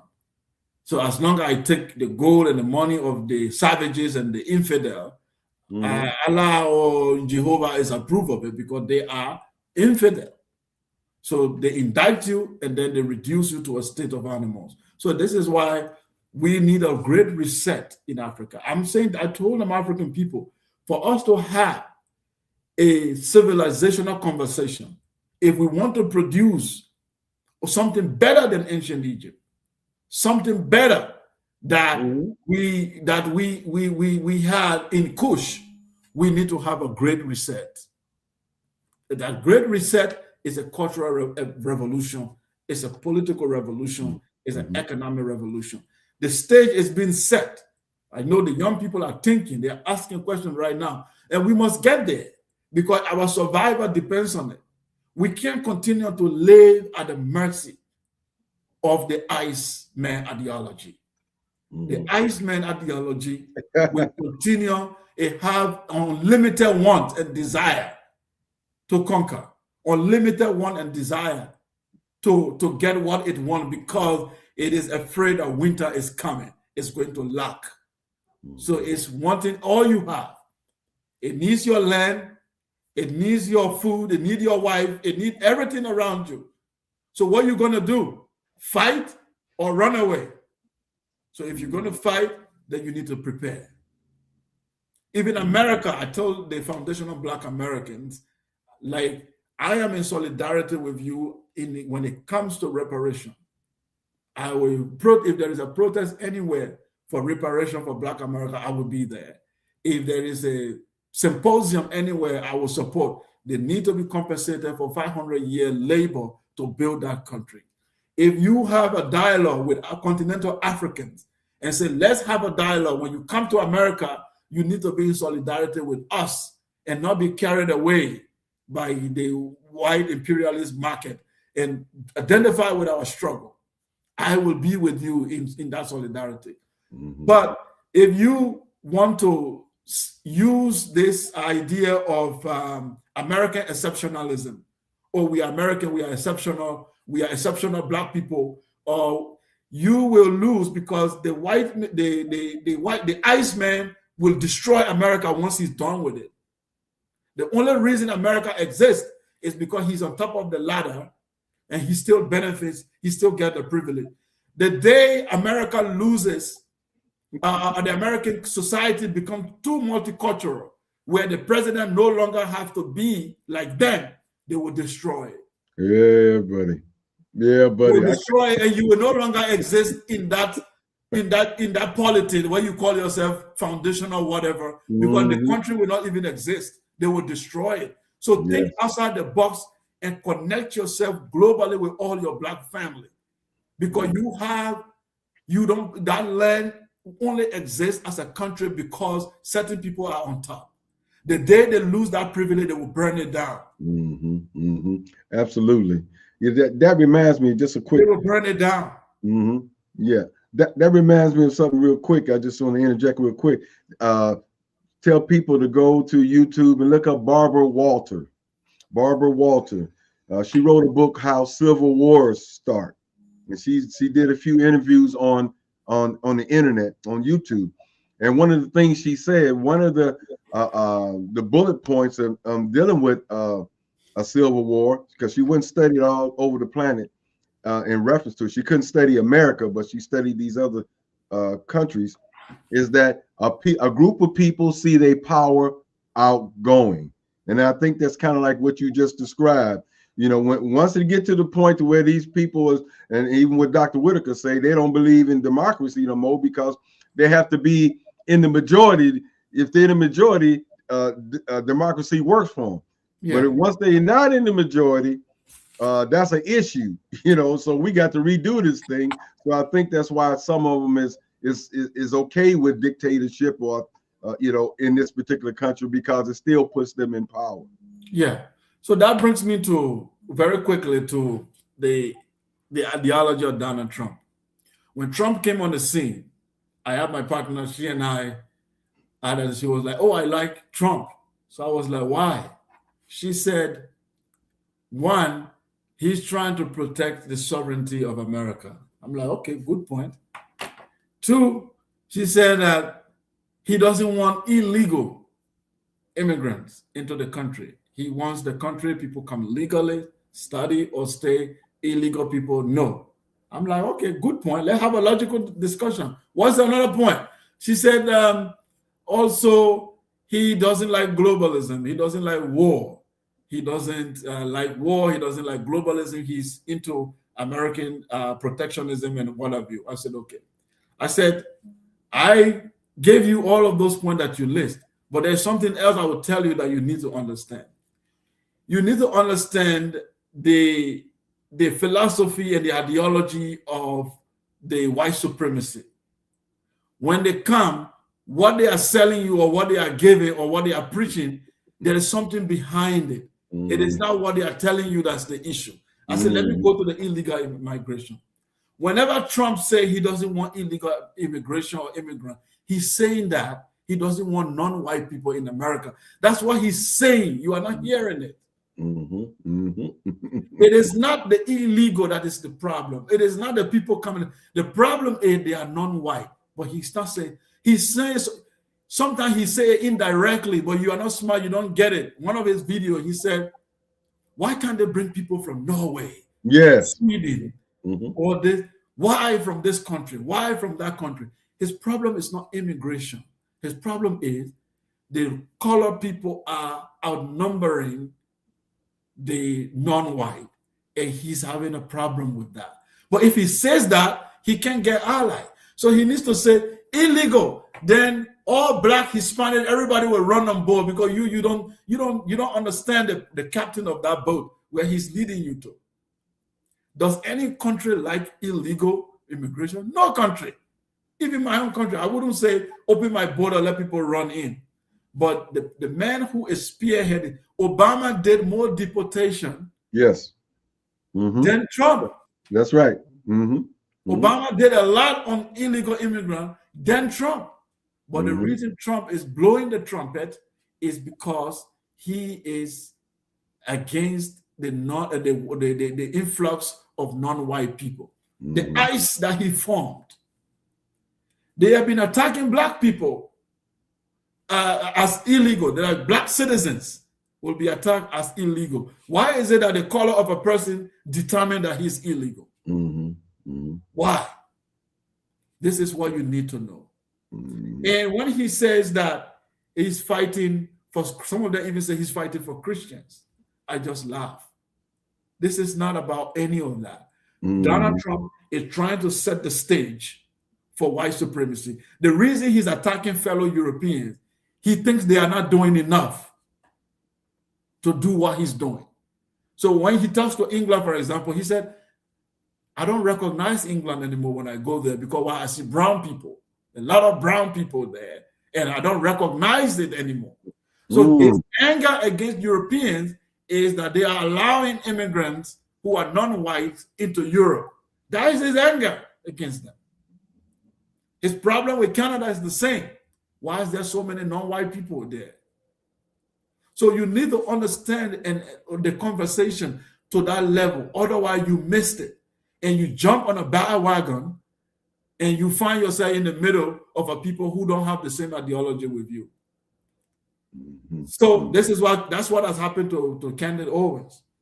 You jump these people of saying, oh, we are conservative, and then she tried to talk against black people. But when she started talking against Israel, they told her, hey, that's not, we invited you here, but you can talk about Israel. You can talk about white people. You can talk about the white power structure. They kick her out immediately. So as long as you talk about black people, other color people, yeah, we will support you. We will build your channel. But once you start to talk about what matters to white supremacy and power, then we will come against you. So I'm saying we should not buy into this type of ideology. Anything that does not support black people globally, we have to be concerned about it. And there is no way Donald Trump is going to bring any ideology that will fight for black people in America. He will never do it. He doesn't believe in it. He has been president now. Has he ever mentioned reparation with all the black conservatives who went there and say, oh, he's going to do this? Donald Trump does not believe in anything that black people, in fact, his entire cabinet, he gave all the top positions to his people. Okay? Now America is so diverse. The Democrat Party, I don't support them, but they always, their ticket since Obama, the president is, whether if he's white, he has to have a vice president from another racial group. So that because America is diverse. There's a lot of different races. So you can't just have two white men ruling the country where you have millions of black people, millions of Hispanics, millions of, why? Are they the only people voting? Why should there be two people from one racial group should be in power? Two men. So they don't want that diversity. For them, the ticket should always be the vice president is a Caucasian white man, then the president is a Caucasian white man. Anything short of even a white woman, they don't want her yet closer to the power. They don't want a white woman there. This is the white supremacy power structure you need to understand. So just to make it clear to our brothers who are in the BA or other, We are in solidarity with you when you want to fight for reparation, fight for Black American rights, fight for your own ethnic group to be recognized in America so that people do not come to America and forget your contribution. I am in solidarity with that. But do not create division. Don't be used to fight your other African Black people. Come on. That's the way for you to get power. You need to bring down your own people. Absolutely. It's a ritual that has never worked. Well, to your point, I think democracy in this country is an illusion. How else can you explain there being more women than men in this country? A woman runs for president, and it seemed that every woman in this country would want a woman to be president, but they couldn't do that because it wasn't a question of the people choosing the president. It was a question of someone besides the people choosing the president. And that's what it comes down to every time, because the elections are determined by the people who spend the money to control the result of the election. If it's really about the vote of the people, or is it really more about the leverage of the elites to control outcomes? You know, I can't imagine that they would want someone like 47 in office knowing that he's going to be as disruptive as he has been. I just can't imagine that. It doesn't make sense. When you line up the leadership that's involved in the World Economic Forum, why would they want a loose cannon like him? And he was there last week and he shook things up. You know, he shook things up. He won his election. He was mostly promoted and voted for by a group of white people who were getting poorer because competition, the white power structure does not like fair competition.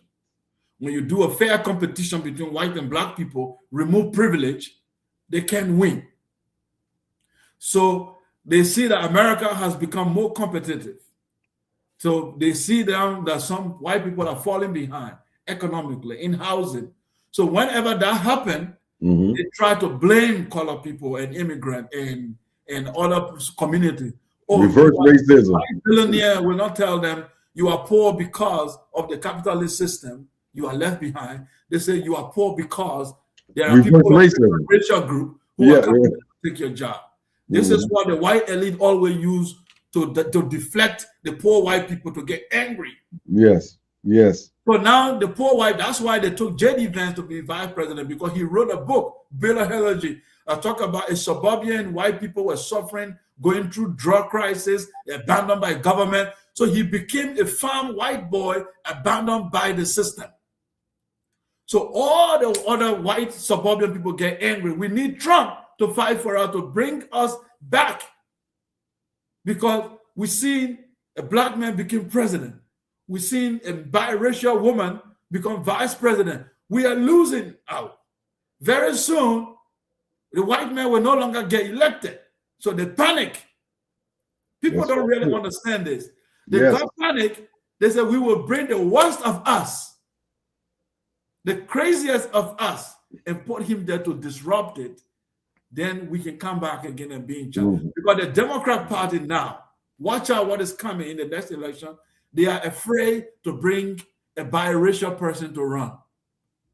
They will be afraid. They will be like, we need a white man, very, very white, probably with a white vice president to convince them to get Democrat back. If we bring a Black woman, we are not getting it. In fact, they are tying the losing of election to the biracial people and what have you. They are mixing it up. They are mixing everything up. So now Democrat will have to fall in line and bring back a white man and a white man ticket in order for them to get elected. So all I'm trying to tell you is the angry white people were the one who brought Trump. But Black people, some Black people jump on the bandwagon because we have our own craziness. Wherever the wind blows, we just follow. We don't even understand what is in it for us. For some black men, it may see one thing. Like a man. I'm joining. Well, he talks like a man. What man? Power, take over. Yeah, take over. Yeah. What is he taking over? Show strength. You. Yeah. He's going around the world showing strength. Showing strength. Well, he's going around the world destabilizing other people, destabilizing other economy. He thinks he wants to be a 19th century white European emperor who can go and destabilize other people's country and take what he wants. Because that's what Trump means, make America great again. For him, it is the past nostalgia of having an American leader who can do whatever he wants. That's what Trump wants. And he's telling them that we still got this power, people.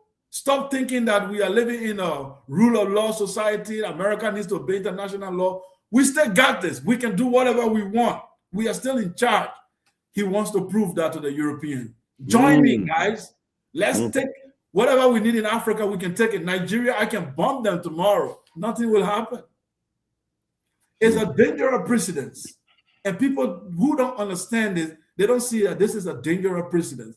If you elect another person from the Donald Trump dynasty, 1 or 2, 3, two things will happen. There will be a world war, or all countries will go into survival mode. There will be a great economic war and crisis around the world. It will be like colonialism and independent period all over again. Because don't think all these countries are taking this for granted. Since he kidnapped Nicolas Maduro, every country around the world have gone into a different thinking. And said that a president we could be next. It could be me. So some country that's scared, they fall in line. Some country are strategizing. The BRICS are strategizing. Other people are also strategizing. They say, we got to do something about this. If he repeats what he did 1 or 2, 3 times, you can either have a world war, or you're going to have people go into survival mode, and international law and economy all will collapse. United Nations will collapse, and we will go back to ground zero and start again. Yes. Sekou, I think we're already in world war. Okay, you go into a country, take out the leader, and there are no repercussions. We already in world war. You just went into Nigeria, shot some people up, did what you did, came back. We already at war. What do we need? A declaration? Oh, world war has started? No, it's already started. You know, and I want to get to this idea of the shift, the paradigm shift in the population, because they're telling us by the year 2050, there's going to be more people of color in this country than there are folks who aren't considered people of color. But they try to make it seem like it's off in the distance. Who knows? Maybe that paradigm shift has already happened. Who's counting? Yeah. You know, it's already happened. And then I think the other thing too is that because we have so much division, we don't see our collective power. Europeans are the least populous people on the planet. That's right. So what puts them in the position of control? Yeah, and could it be that northern mentality we were just talking about? It's the northern mentality, and it's the mentality that Dr. Frances Cress Welsing enunciated in her work. It's that fear of genetic annihilation. You know, that's what's in progress right now, and it just seems so kind of ironic. It's a very interesting thing to look at, because the white people do not dominate because they are majority. You're right. Even when they are in minority, they still seek position of power. They want to. In South Africa, they are minority, but they are in position of power. They control the economy to date. Before that, they were in charge of the political power. Until Mandela happened in 1994, they were in charge. They were in charge of Zimbabwe until Mugabe got them out.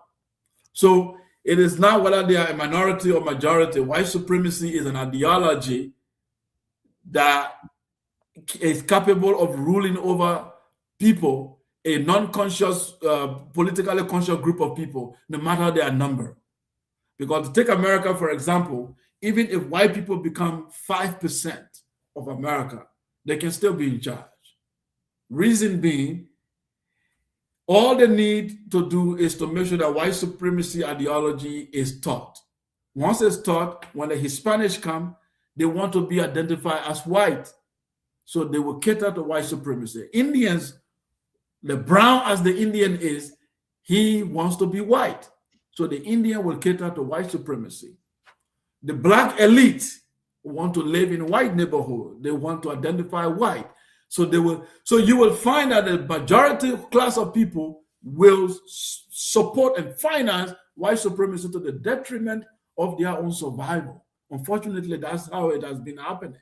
So it's not about whether they are majority or they are minority. It is the ideology and the system that is the issue. So now, whether there's the northern thing or the Frances Wilson her theory of genetic survival, there's a lot of elements of truth in all of this. But for me, I will stick to the ideological part, that it is an ideology that we can clearly examine. It seeks to dominate, it seeks to be in charge of everything, and it uses violence by any means necessary. So you can only counter it by being politically conscious. Yes. Be politically conscious and take all the necessary measurement to get rid of it. Mugabe got rid of it through violence. Because people don't understand, they think Zimbabwe is in a state it is in because the black people were not productive. No. Rhodesia was controlled by minority white people, and it became a very prosperous country because it was getting all the EU loan. The World Bank was giving it whatever it needed. European Union was pumping everything in there, like the way Australia is. So they made sure that it was very prosperous in Africa. Then Mugabe took over. They are like, Mugabe, you got two choices. One, you have to keep the white power structure. That means white minority control 90% of the land. They control the production. They control, and white people, black people who are 80 to 90% of the population work for us. They work in our houses as domestic servants. They work in our pig farms, and they work in our industry, and we are the bosses. Mugabe said, okay, let's test that. So Mugabe got in charge, and Mugabe said, well, that's not happening. I'm taking all the land back. I'm taking all the mines, and I'm giving it back to the people. So they said, well, if you do that, the second thing that will happen is that your economy we will collapse your economy. He said, yeah, I will take that choice. So all white people left Zimbabwe. The industries collapsed. He tried to revive the economy. The World Bank put sanction on him. Everybody, UK put a sanction on him. They strangle his economy. African solidarity does not exist economically, because Africans do more trade with Europe than they do trade among themselves. People don't know that. So that affected Mugabe, and Zimbabwe collapsed. South Africa faced the same situation. They told Mandela, leave 90% of the land in the white power structure, or South Africa will become another African country. Mandela said, well, I've been in jail for a long time, and I don't want my people to go into economic desperation. I will leave the white power structure and give them political independence. They now, their generation, should find a strategy to get rid of white people without doing it at once, but do it systematically and then take the resources. So Mandela knew that he did that, but he did it with the intent that the next generation will be able to face it. I see. So that's how Mandela, that's why South Africa is still somehow prosperous, because white people are still in charge, and they're in charge of the economy. So you need to know that that's what's happening in America. If they lose power, they will burn it down. If they lose power, they will burn it down. Hey, one thing? You got something, Vince? Go ahead. I got. Yeah, I would point out the fact one of the reasons Zimbabwe went so money You're kind of breaking up a little bit. Because the U.S. dollar is being debased, and gonna go as far as it used to go. So it's like the same thing is going just to happen quickly, here in America. I have half an hour more. Okay, good. So 30 minutes. Yeah. You well, say, repeat that again. So It broke up on my end. Currency. Your mic, you're kind of like, I think you're going in and out, so you can repeat that. Yeah, they messing with us, man. They do this all the time, especially when we get to the good part.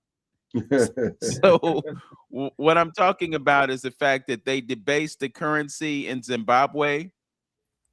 They inflated it so much that people needed wheelbarrows to buy a loaf of bread.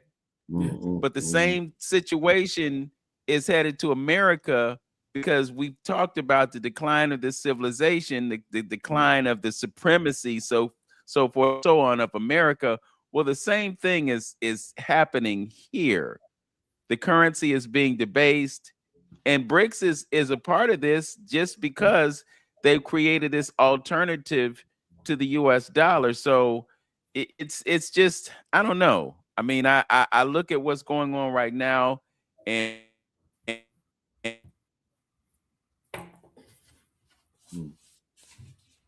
yeah, look like you froze again, Vince. Frozen again. Yeah, it froze on you again on that last couple sentences, Vince. I was just saying that we need a great reset, and we need an African cultural revolution. There's no doubt about that. One thing I wanted to interject here, and I think it's kind of, it's something that I've been on the last month or so, and really driving home when we talk about ideology. And I don't think in a sense we look at it this way as Black people in this country. And we are living the European experience. We have to really let that sink in and soak in. What we getting here is the European experience, because we don't control anything. Their ideology, their way of life, how they think about nature, how they think about God, spirituality, how they think about all those things. This is the experience that we are living in right at this particular time. Everything, as far as religion, culture, all that is about indoctrination. All of it is an indoctrination. But the point of the matter is, who is doing the indoctrination? That's the question. So if you're being indoctrinated from this northern type of psychos and psychology, is that good or bad for African American people? That is the question. Who's doing the indoctrination? Something that Professor Small talked about in paraphrasing. You rather follow the cultural experiences and stuff of a people who wants to tear down nature versus the culture and experience of a people who wants to uphold nature and be in harmony with nature. So if you're being indoctrinated from that type of mentality, is it in your best interest?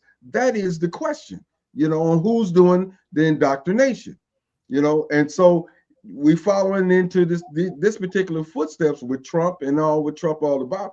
That's what is important, and we need to identify that to stamp that out, because it's all about the psychosis of where we going and how we going and how we moving, and we need to understand that. So how much time do we spend being Black and learning Black culture, Black way of life? Just like Black and white is 180 degrees different from each other.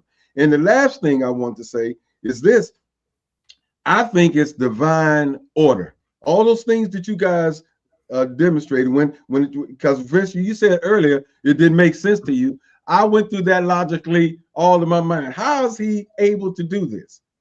Well, if you believe in karma at all, you can't get longevity on an empire based on ugliness. You don't get 3,000 years like in Egypt. You don't get those great Malian and Ghanaian empires based on wretched ugliness, murders. You can't get longevity if you believe in spirituality. So I think he's the right person for the right time for this global shift. And I think somebody even commented on it. as far as Trump is concerned, to turn this tide, this situation back to a second-class citizen, second world-class citizen in this particular American government. That's what's happening, because he's annihilating and separating everything, America from everybody else and everything else. And the whole BRICS situation is getting tired of getting pimped by America weaponizing the dollar and things of that nature. So it's a fall. It's a fall. It's divine order of the fall, and he's the right guy to do it. That's my analysis of it. Yeah, thank you. I would like to address this question. Brother Sekou, Yeah. Okay. Yeah, so let's talk about how the Black American experience when they went back to Liberia, and how history is a case study for Black returning to Africa now. Now, first of all, look, the problem is in the question. The first problem in the question is, he said, when Black Americans experienced when they went back to Liberia. First of all, there was no Liberia when they went back, because you have to put this in context. The idea was there was a country called Liberia, and Black Americans returned to that country, and they probably were not well received by those Liberians. No, there was no place called Liberia. It was an island, a coastal land that was inhabited by a group of tribal people, settled because they were living, because at that time, we are talking about 1816, 1822. So 1816, 1822, most empires in Africa were already destroyed. The colonialism was on. So people were living into little chiefdom. So that part of Africa, the Europeans haven't taken it yet. So it was not called Liberia. It was called different name, Cape Monserrado. It was called different. There were different settlers and different groups. What was happening in America? In America, slavery has ended, but there was a racial tension between white people and Black people. Again, it's the same thing that it correlates with what we were just saying. The white population did not want free Black people roaming about and competing with them. So when they saw that they were no longer slaves, they were now free Black people trying to establish themselves, enterprise. White communities were uneasy. They were like, we don't want these people here. If they can't be our slaves, that if we are not in charge, they got to go. We got to burn it down. They need to leave America or find a place to be. So there was racial tension. So there was some Black people who wanted to say, look, if we find a piece of land that we can settle on to escape the racial tension, we don't mind. So Reverend Finley, a white man, created an American Colonization Society. The American Colonization Society was an NGO which was now responsible of taking some Black Americans who are willing to leave America and settle them on the west coast of Africa, anywhere that they can just have a peaceful living. Now, you need to understand, this is white people agenda. This was not a group of conscious Black Americans sitting down, setting sail by themselves, trying to unite with their brother on the continent. This is a white government engineer. It's a white government engineer activities. They are the one doing the Sierra Leone as well, yes. So the American Colonization Society did this arrangement, but the arrangement was not based on agreement with the people who own the land. They didn't go there and have a good dialogue with the people. They say, hey, we have your brothers or people who were formerly enslaved, and they want to come and settle here in your kingdom, and this is the arrangement. Some people say some type of arrangement was done, but like always, Europeans, what they sign and what they do is always different. So these brothers, it's always different. They did it with the natives. They sign fake deals, and then they do something else. They don't honor all the deals they sign. Right. So they went to the Black Americans and said, we purchased, we secured the land. And then they brought them there. So the tribal people panic, because you have to know at this point, the racial consciousness or continental consciousness of Africa was still developing. Africa only saw themselves in ethnic groups. So when they saw this group of people, Black people, but speaking English, arriving, so they were like, Who are these people? You know, what is the issue? So there was tension on this land. So the American Colonization Society brought these mostly Christians, Black Americans, and brought them to that island. And they brought Christianity, and they brought all the ideas of everything America that you know America about. That's what they brought. And they were in conflict with the native people. So eventually they succeeded to unite various territories and create a country called Liberia, the land of liberty. When they created the country, the native people did not have a sense of citizenship. For them, they are just loyal to their chief and their king, and they don't have anything to do with the president. So the African Americans settlers were the citizens. They are the ones who were, having this consciousness of being citizens and paying taxes and talking to the president and having elections. The native people were just watching this. What are these people going on? So they were like, hey, we live in a country called Liberia, and you are part of it. The native people were like, what is that? They said, well, you are in a country now.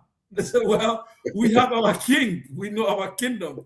They said, well, you are part of a city. So it took time. All I'm trying to tell you, it took time for them to know that they are fellow citizens living in the country, and they need to respect the president. So the government of Liberia will go to the native people for taxes. But the native people saw that as robbery, because they were like, why do we need to give you taxes? You came to our land, we don't even know you. Now you want to, they said, well, you are paying taxes to the government.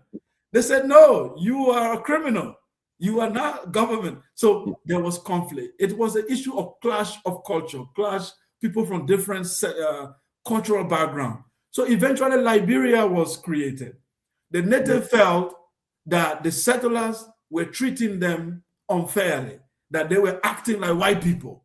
They were imposing Bible, they were imposing Christianity. If those who refused to convert to Christianity, they called them savages. You can find it in many of the writing. You can find one of the beautiful writings on the settlement of Liberia by Blyden. Yes. Blyden was one of the great intellectuals who wrote on Liberia at the time. He, in fact, became the president of the Monrovia College, which became the University of Liberia. So Blyden wrote about how he wrote about Christianity, Islam, and the Negro race.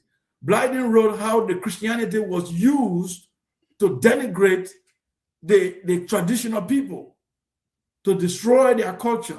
In fact, Blyden was saying Islam was a little bit better because the Black Muslims have some status. But the Christian side, the missionaries, the Christians were not treating the native people properly. So eventually what happened, Liberia was created. From 1847, independence was declared. We had our first president, Joseph Jenkins Robert. But you need to understand the mentality of these free people who were brought. The only thing they know was Christianity, white supremacy. Of course, that's what they know. A master and servant relationship, which they came out of from America. So they also started having servants in their houses. They would get the native people to work for them in their houses as their servant. And then they will give them English name. When you say your name is, you give an African name, they'll say, no, that's a savage name. You need a civilized name. So every Liberian, when you ask modern Liberian, they have native name and civilized name. Absolutely. So civilized name will be Rebecca, Johnson, Peter, and Paul. And native name will be considered as a primitive name. In fact, when you mention your native name, they laugh at you. So you need to have. So what happened? I will progress. So from 1847 until 1980, all the presidents were African Americans.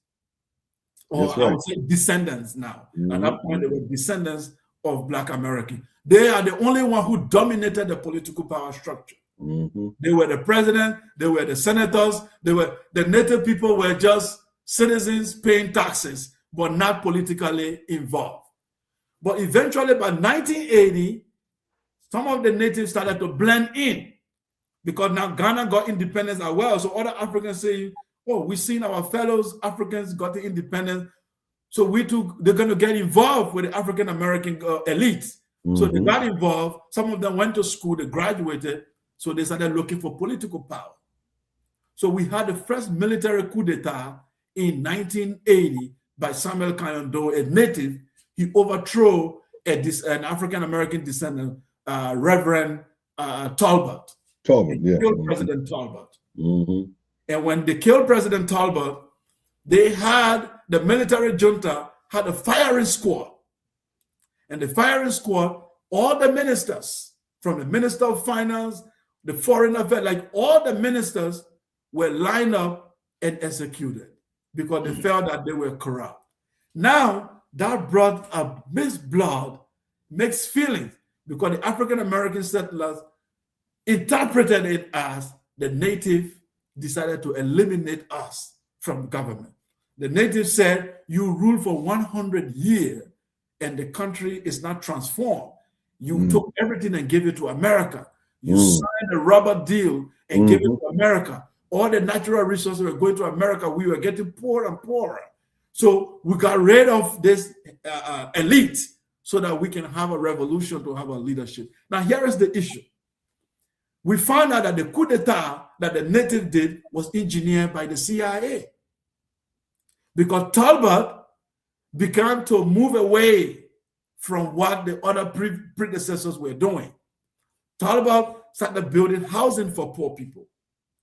Talbot started assimilation. He brought about national language. He said that we have to speak a native language in the country. So he was becoming more bringing assimilation between the native people and the African-American settler. So America doesn't want that. So they engineered the soldiers, the illiterate soldiers, to kill him. So when they killed him, they went ahead and killed all the ministers. So that created the theory that the native settlers did not like the African American. But I will tell you that by 1980, they were intermarried. You couldn't even tell the difference between who was a native and who was an African American. The only way you could tell the difference was a privilege. When you see a rich person in Liberia, he's likely an African American descendant. So that's the way people distinguish. But you couldn't have distinguished it from our look. You couldn't have distinguished it by our speaking because we intermarried. So today, as I speak, you can't go to Liberia right now and point a community and say, this is where the descendants of African American live, because we have so much intermarried that you can't tell the difference anymore. So I'm saying that what happened in Liberia should not be used as an example of how African Americans settle in Liberia. I think it was a time, it happened in a different time setting, in a different context, in different circumstances, because those people did not return as Black revolutionary conscious people coming to settle in Africa. Makes sense. And by white people brought them as Christian settlers in Liberia. So that's all I wanted to say. Good point. Okay. We have a document that you wanted to share with us. I want to give you an opportunity, and I know you said that you had about a half hour, so I just didn't want the time to get away from us before you had an opportunity to present. So yes, if you would like to do that. Yep. I'd like to do that. Thank you for sharing my screen. I would like to move to a particular page very quickly. Let me go to page 24.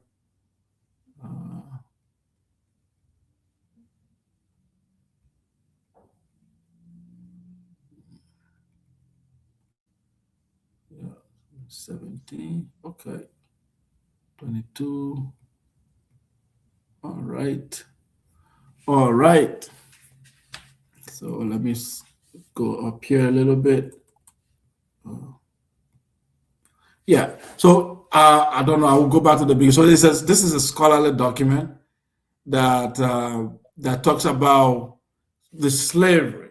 How, because one of the arguments that you get when they try to create division among Black people is to say, well, Africans sold Africans, and there's no need for you guys to unite because you sold each other. But they don't really go into the context to be able to understand the context of this slavery and this slave trade. So that's why I bring this document. This is the I will go back to the beginning after to read the source itself. but I'm into it already. So it's called the UNESCO Voyage of Slavery. And I will go back to the author and show you everything. But let me read this. I'll start here. Prince Henry, this is a Portuguese king.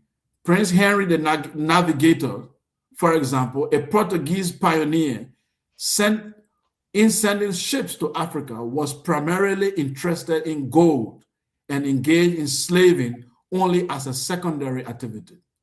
Rumors of substantial economic opportunities at the Timbuktu on the Niger River, having driven him to launch a major military and trading expedition in the area. Nevertheless, a major effect of such intervention was the opening of the slave trade as an important European commercial activity, and the Portuguese commercial network rapidly developed in the Guinea.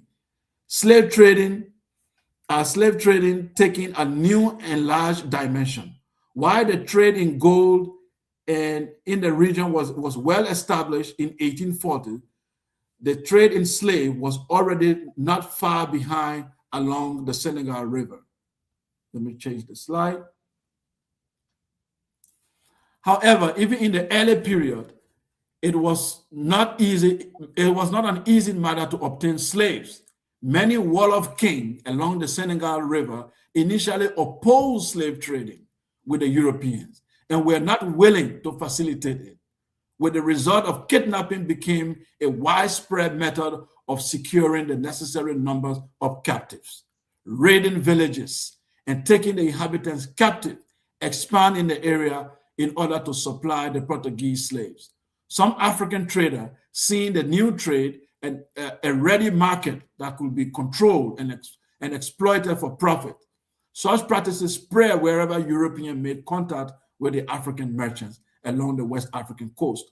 Many African communities resisted the new trade, but the superior organization of Europeans sometimes made it difficult. And though the Wolof king killed Valat, a Danish member of the Prince Henry's inner circle, in a battle of Gori, in the Gori Island, in an attempt to repel the Portuguese in 1448. The raid continued to some extent, building upon the tradition of the village raiding, kidnapping area, established the village Tuaregs, who themselves enslaved Black Africans to the Mediterranean trade. As the slave trade developed, European thinking on slavery also developed. So basically, this area is telling you that the Wolof king were opposing the slavery. So what the European did was to invade those villages, start kidnapping people, and the kings who will not agree to it were removed and replaced by other kings. So you have to, this is early into the slave period now with the Portuguese. Because the Portuguese prepared the ground before the British came in, before the French came in, before the Americans came in. But you have to know that the Portuguese were the one who started destabilizing the community first. So when they went there for gold, they started kidnapping people, and they told the king, because African, you need to understand, African did not have jail. There was no prison. So when they have captives or prisoners of war, either they kept them in the houses as servants, so it was very difficult to keep a large number of captives. When you go to war and you capture people, what do you do with them? The European will put them in prison or something. African didn't have prison. So when they started, the European were like, sell these captives to us. So the Wolof kings did it once, and they were like, no, I don't think it makes sense for us to be selling these human beings to you. We need to stop this. When the Portuguese saw that they couldn't continue, they brought their guns and they started invading villages. And when they invaded villages, they captured people. And then some other renegade or some other bandits, they were like, we will give you gun, overthrow your king and become the king. When you become the king, the only way to maintain your throne, you have to be selling people to us. Same game then, huh? The regime change. So this is how they destabilized these communities. And then they began to now start this trade. Now I will go to page 81 and show you something very interesting. The document is very small, so I'm not seeing it very well. So that's why my reading. Put it back up, please. Okay. So I'll go to page 84. Let me go to page 84 here very quickly. Oops. That's 30. I think the way I share my slide, I should have just shared my screen directly. It would have been much better, but I'll still get there. 84. I'm at 48 now. I'll show you something.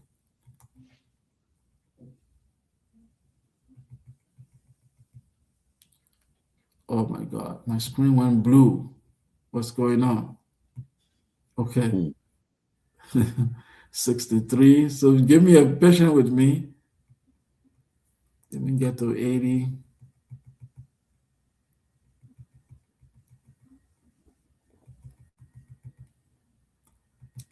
$70.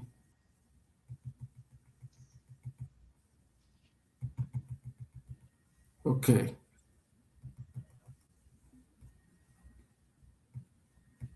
All right. So I'm there now. It said most Africans who found themselves on the slave ship will have been kidnapped in raids on their villages, or they will have been prisoners of war or victims of political authority. Estimates suggest that around 45% of Africans sold in the slave trade were political prisoners. It's good to know this. Estimates suggest 45% of Africans sold in the slave trade were political prisoners, with a further 40% having been kidnapped and the remainder having been convicted of various crimes.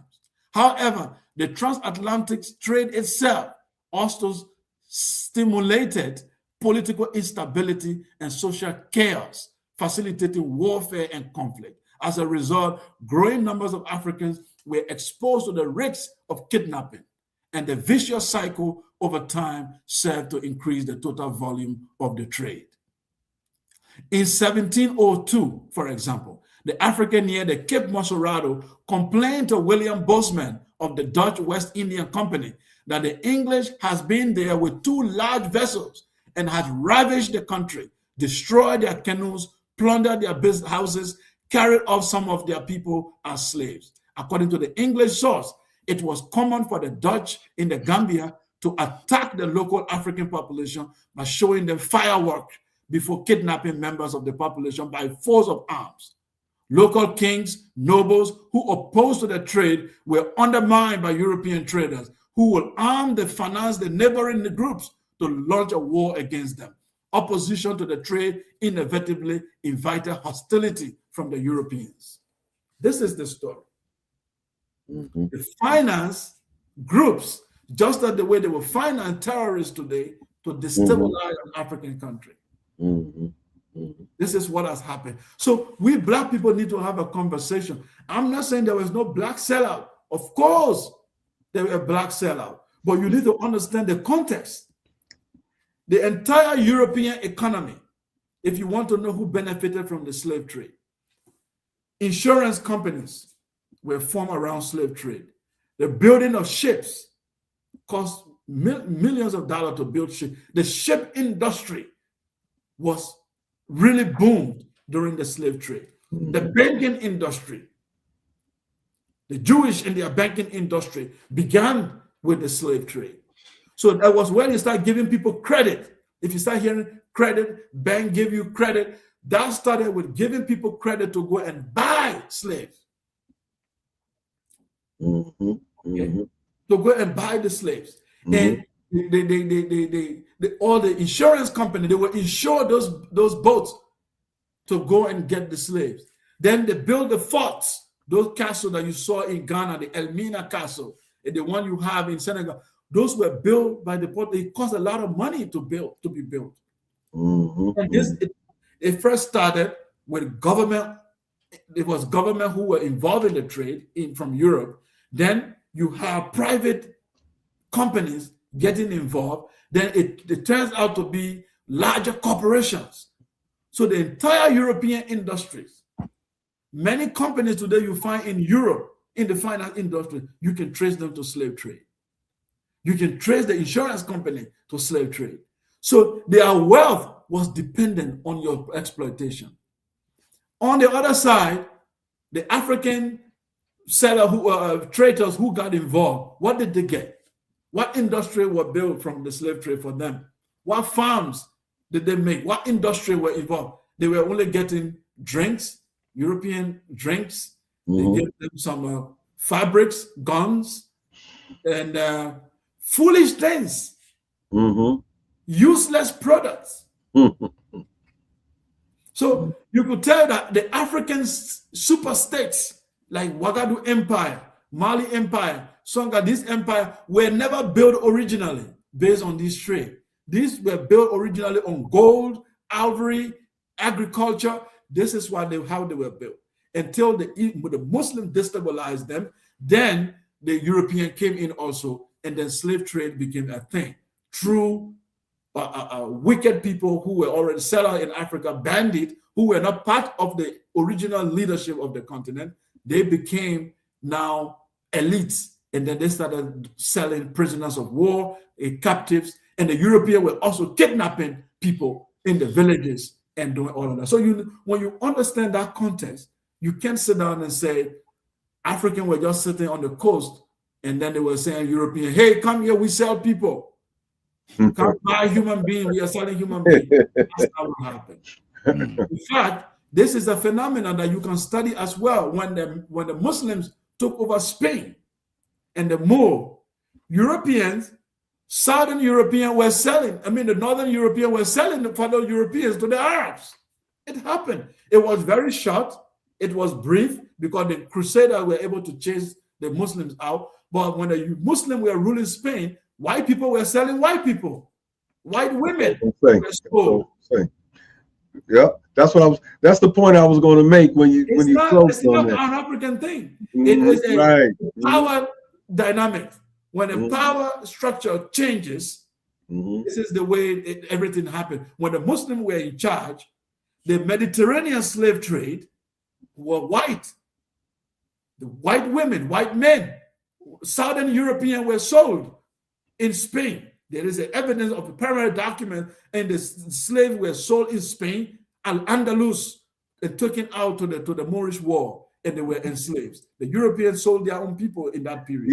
Yeah, that is the point. I'm just gonna make a quick. The first sugarcane plantations in Syria, when the Crusaders took over, they started the sugar plantation. The first sugarcane plantation in Portugal, white slaves were there, but they find out that they couldn't do the job. The first plantation in the Americas, they were white and black slaves together. Then eventually it became racialized. It was not racialized initially. It was just about power. So even poor white people should understand this today. When the day black people get independent and free, they will be the elite can enslave them at any time. The only reason today the poor white man is free is because he has been replaced by people of color. Otherwise, he himself will be enslaved by his capitalist elites. Yeah. Well, reality, Brother Sekou, is that they couldn't handle being in the sun all day picking that cotton. They just didn't have what it took to do that. That's why it is. The diseases, they died. The African pathogens, they were surprised because the tropical area where you have these sugarcane farms, there were diseases that evolved and people were dying. The Native Americans were dying. The European, but the African have their immune system was very strong. So the diseases came, they recover. Where the European died of, the Indian died of, the African didn't die. So they were like, how these people are able to survive, even with disease spreading. So their gene, they've developed a very complex immune system. That's why they got interested. They are superhumans, we must get them to do the work. Well, I was actually just being facetious, but I think you illustrated the point quite well. And I'm thinking about Panama. You remember we went to Panama a few years back, Brother Antonio, and we learned about how the Panama Canal was built. Yeah, that's right. Yeah. And we built the Mhm, Panama Canal because they didn't have the physical fortitude to endure what we mhm, did. So it's mhm, similar theme, similar pattern of exploitation. Brother, you told us you had a half hour, and I want to be respectful of your time. mhm. There were a couple of people that chimed in. One asked if you were familiar with the so-called Spinoza's God, and and if so, how it relates to African spirituality. I know we probably don't have time to explore that, but I just wanted to acknowledge that comment, and perhaps the next time we get together, we can talk about that. And then there's this piece right here. Chief Sawo Boso helped settle the debate about how the land was acquired. America, Liberian only held 10% of the land to this day, and they wanted you to talk about how Liberians founded the League of Nations. Another relative and pertinent thing for us to talk about, but again, we don't have time. But I want you to pin these thoughts, and perhaps the next time that we have you aboard, we can talk about these things.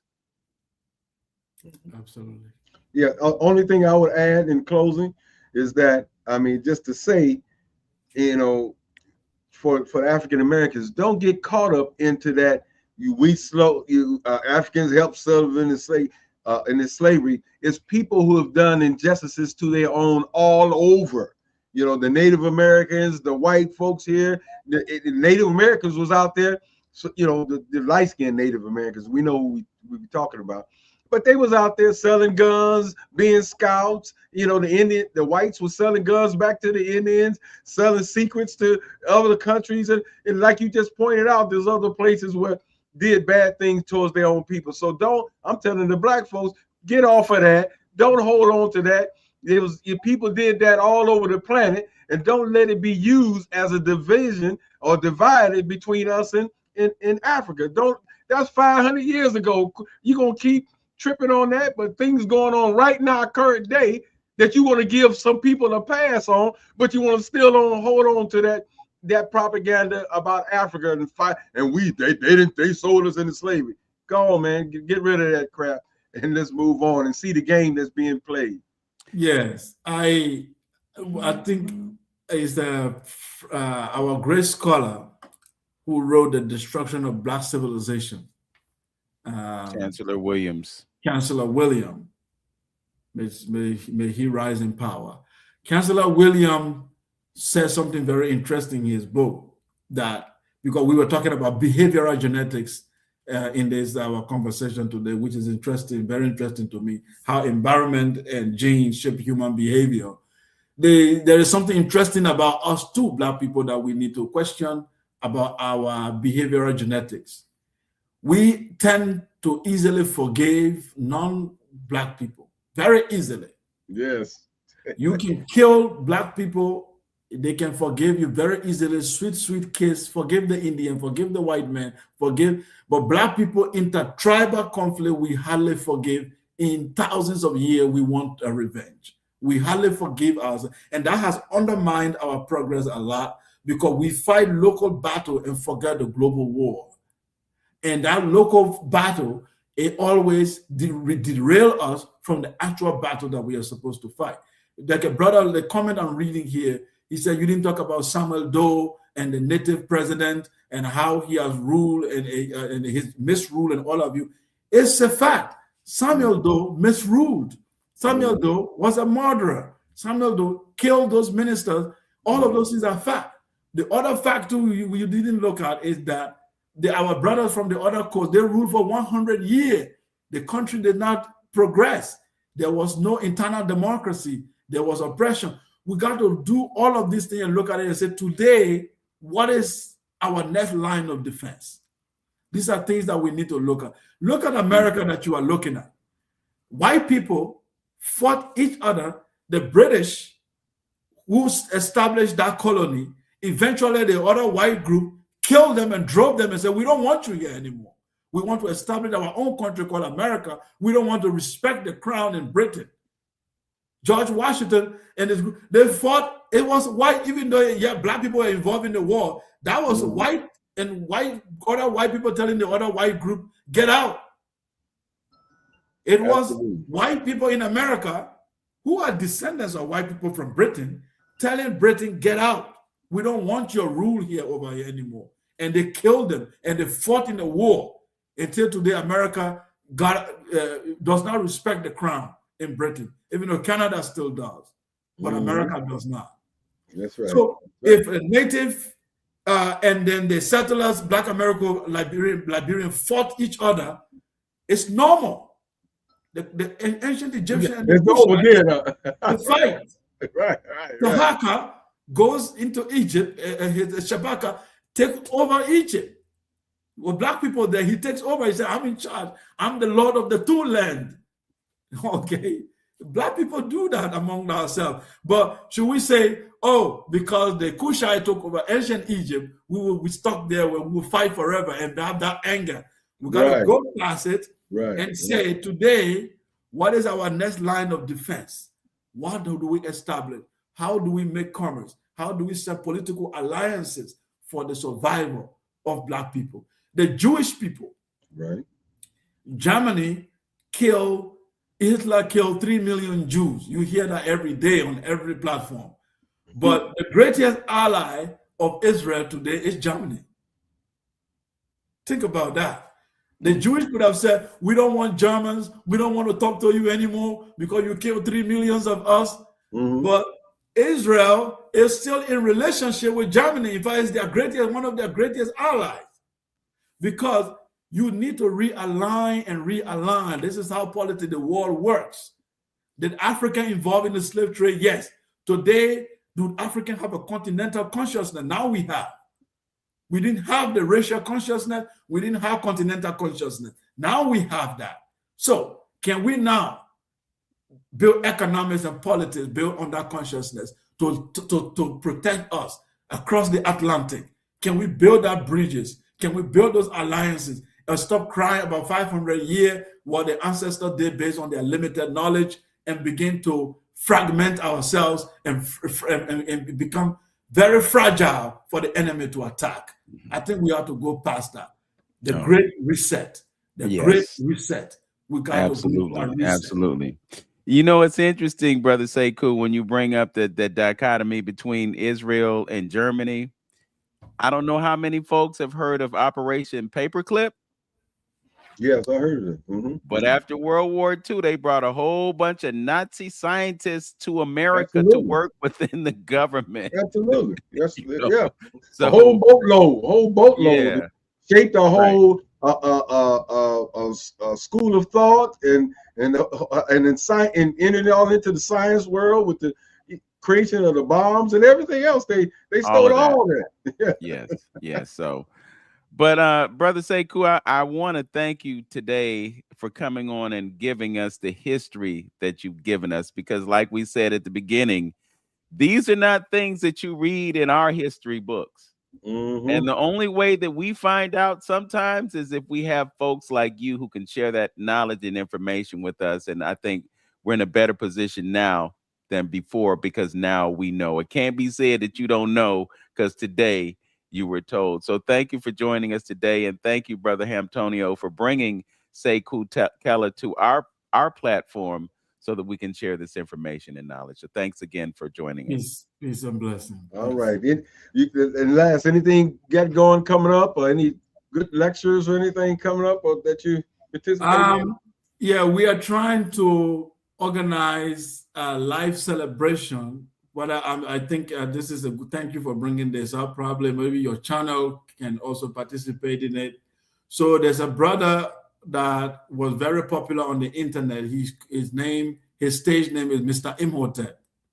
He used to make videos about ancient Egypt, the Black contribution. So he was very popular on the internet. He has 1 million followers, very popular brother from Congo, but he died mysteriously in one of the Asian country, and his death was so mysterious. The family doesn't want to give us details, so we kind of like try to approach the family to give us information, and we got some information.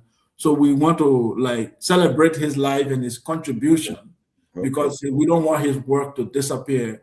He contributed a lot to the African contribution to ancient Egyptian civilization. And he was putting a lot of content out there, 1 million followers, and the Arabs and the Europeans were hating on him. And he died mysteriously in his hotel in one of these Asian countries. And we want to do a live celebration of him. And we are calling on Pan-African Channel to say, give us streaming to stream the event where we're going to talk about him and then talk about his work and the next generation of Africans, how they can contribute to this cultural revolution that we are trying to impact. So if it's something that 360 would like to participate in, I can tell the organizers so we can stream the program there as well. It's just a live celebration of the brother and his contribution to African history. All right, let us know. And to those who are watching us on YouTube, do us a biggie. Go ahead and like, comment, and subscribe and share our platforms. Journey with Hamtonio, go there, like, comment, and subscribe and share it so other folks get the benefit of this programming as well as my channel. Again, thank you so much for joining us today, Brother Sekou, and we look forward to our next conversation. Brother Hamtonio, anything before we conclude the broadcast? Well, hopefully the next time you guys hear from me, I might be across the pond, you know, with some sun behind me. That would be that goes right. That would be so unfair, Brother Hamtonio, to leave us here in 12 and 14 degrees and snow falling every day, and you over there looking at palm trees and coconuts. But hey, do what you got to do, brother, and enjoy it once you get there. Yes. All right. Okay. Yes, sir. Appreciate you again, my brother. You know, stay blessed, stay strong. Again, I guess real quick, I do have one thing to say real quick. Yes, when I get back, I'm telling listeners to look out for, I'm trying to put a platform together, a lecture sometime in June, maybe the first weekend or so in June. So I'm trying to have a whole weekend, at least 2 days of scholarship going on. Actually, I'm talking to my good brother here as well, Brother Sekou. We're going to try to see if we can get him to town. And that actually, it was a surprise to me, his first visit to the States. If we do get a chance to get him, I'll talk to Professor Smalls as well. I might reach out to Brother Ezra Kwesi as well. So it's going to be a power weekend that I'm trying to put together now. So be on the lookout for that. All right. All right. No problem. Watching out for that. Yes. Okay. Well, with that said, as always, know yourself, love yourself, be yourself. Make today your absolute best day. Peace. Peace. All right.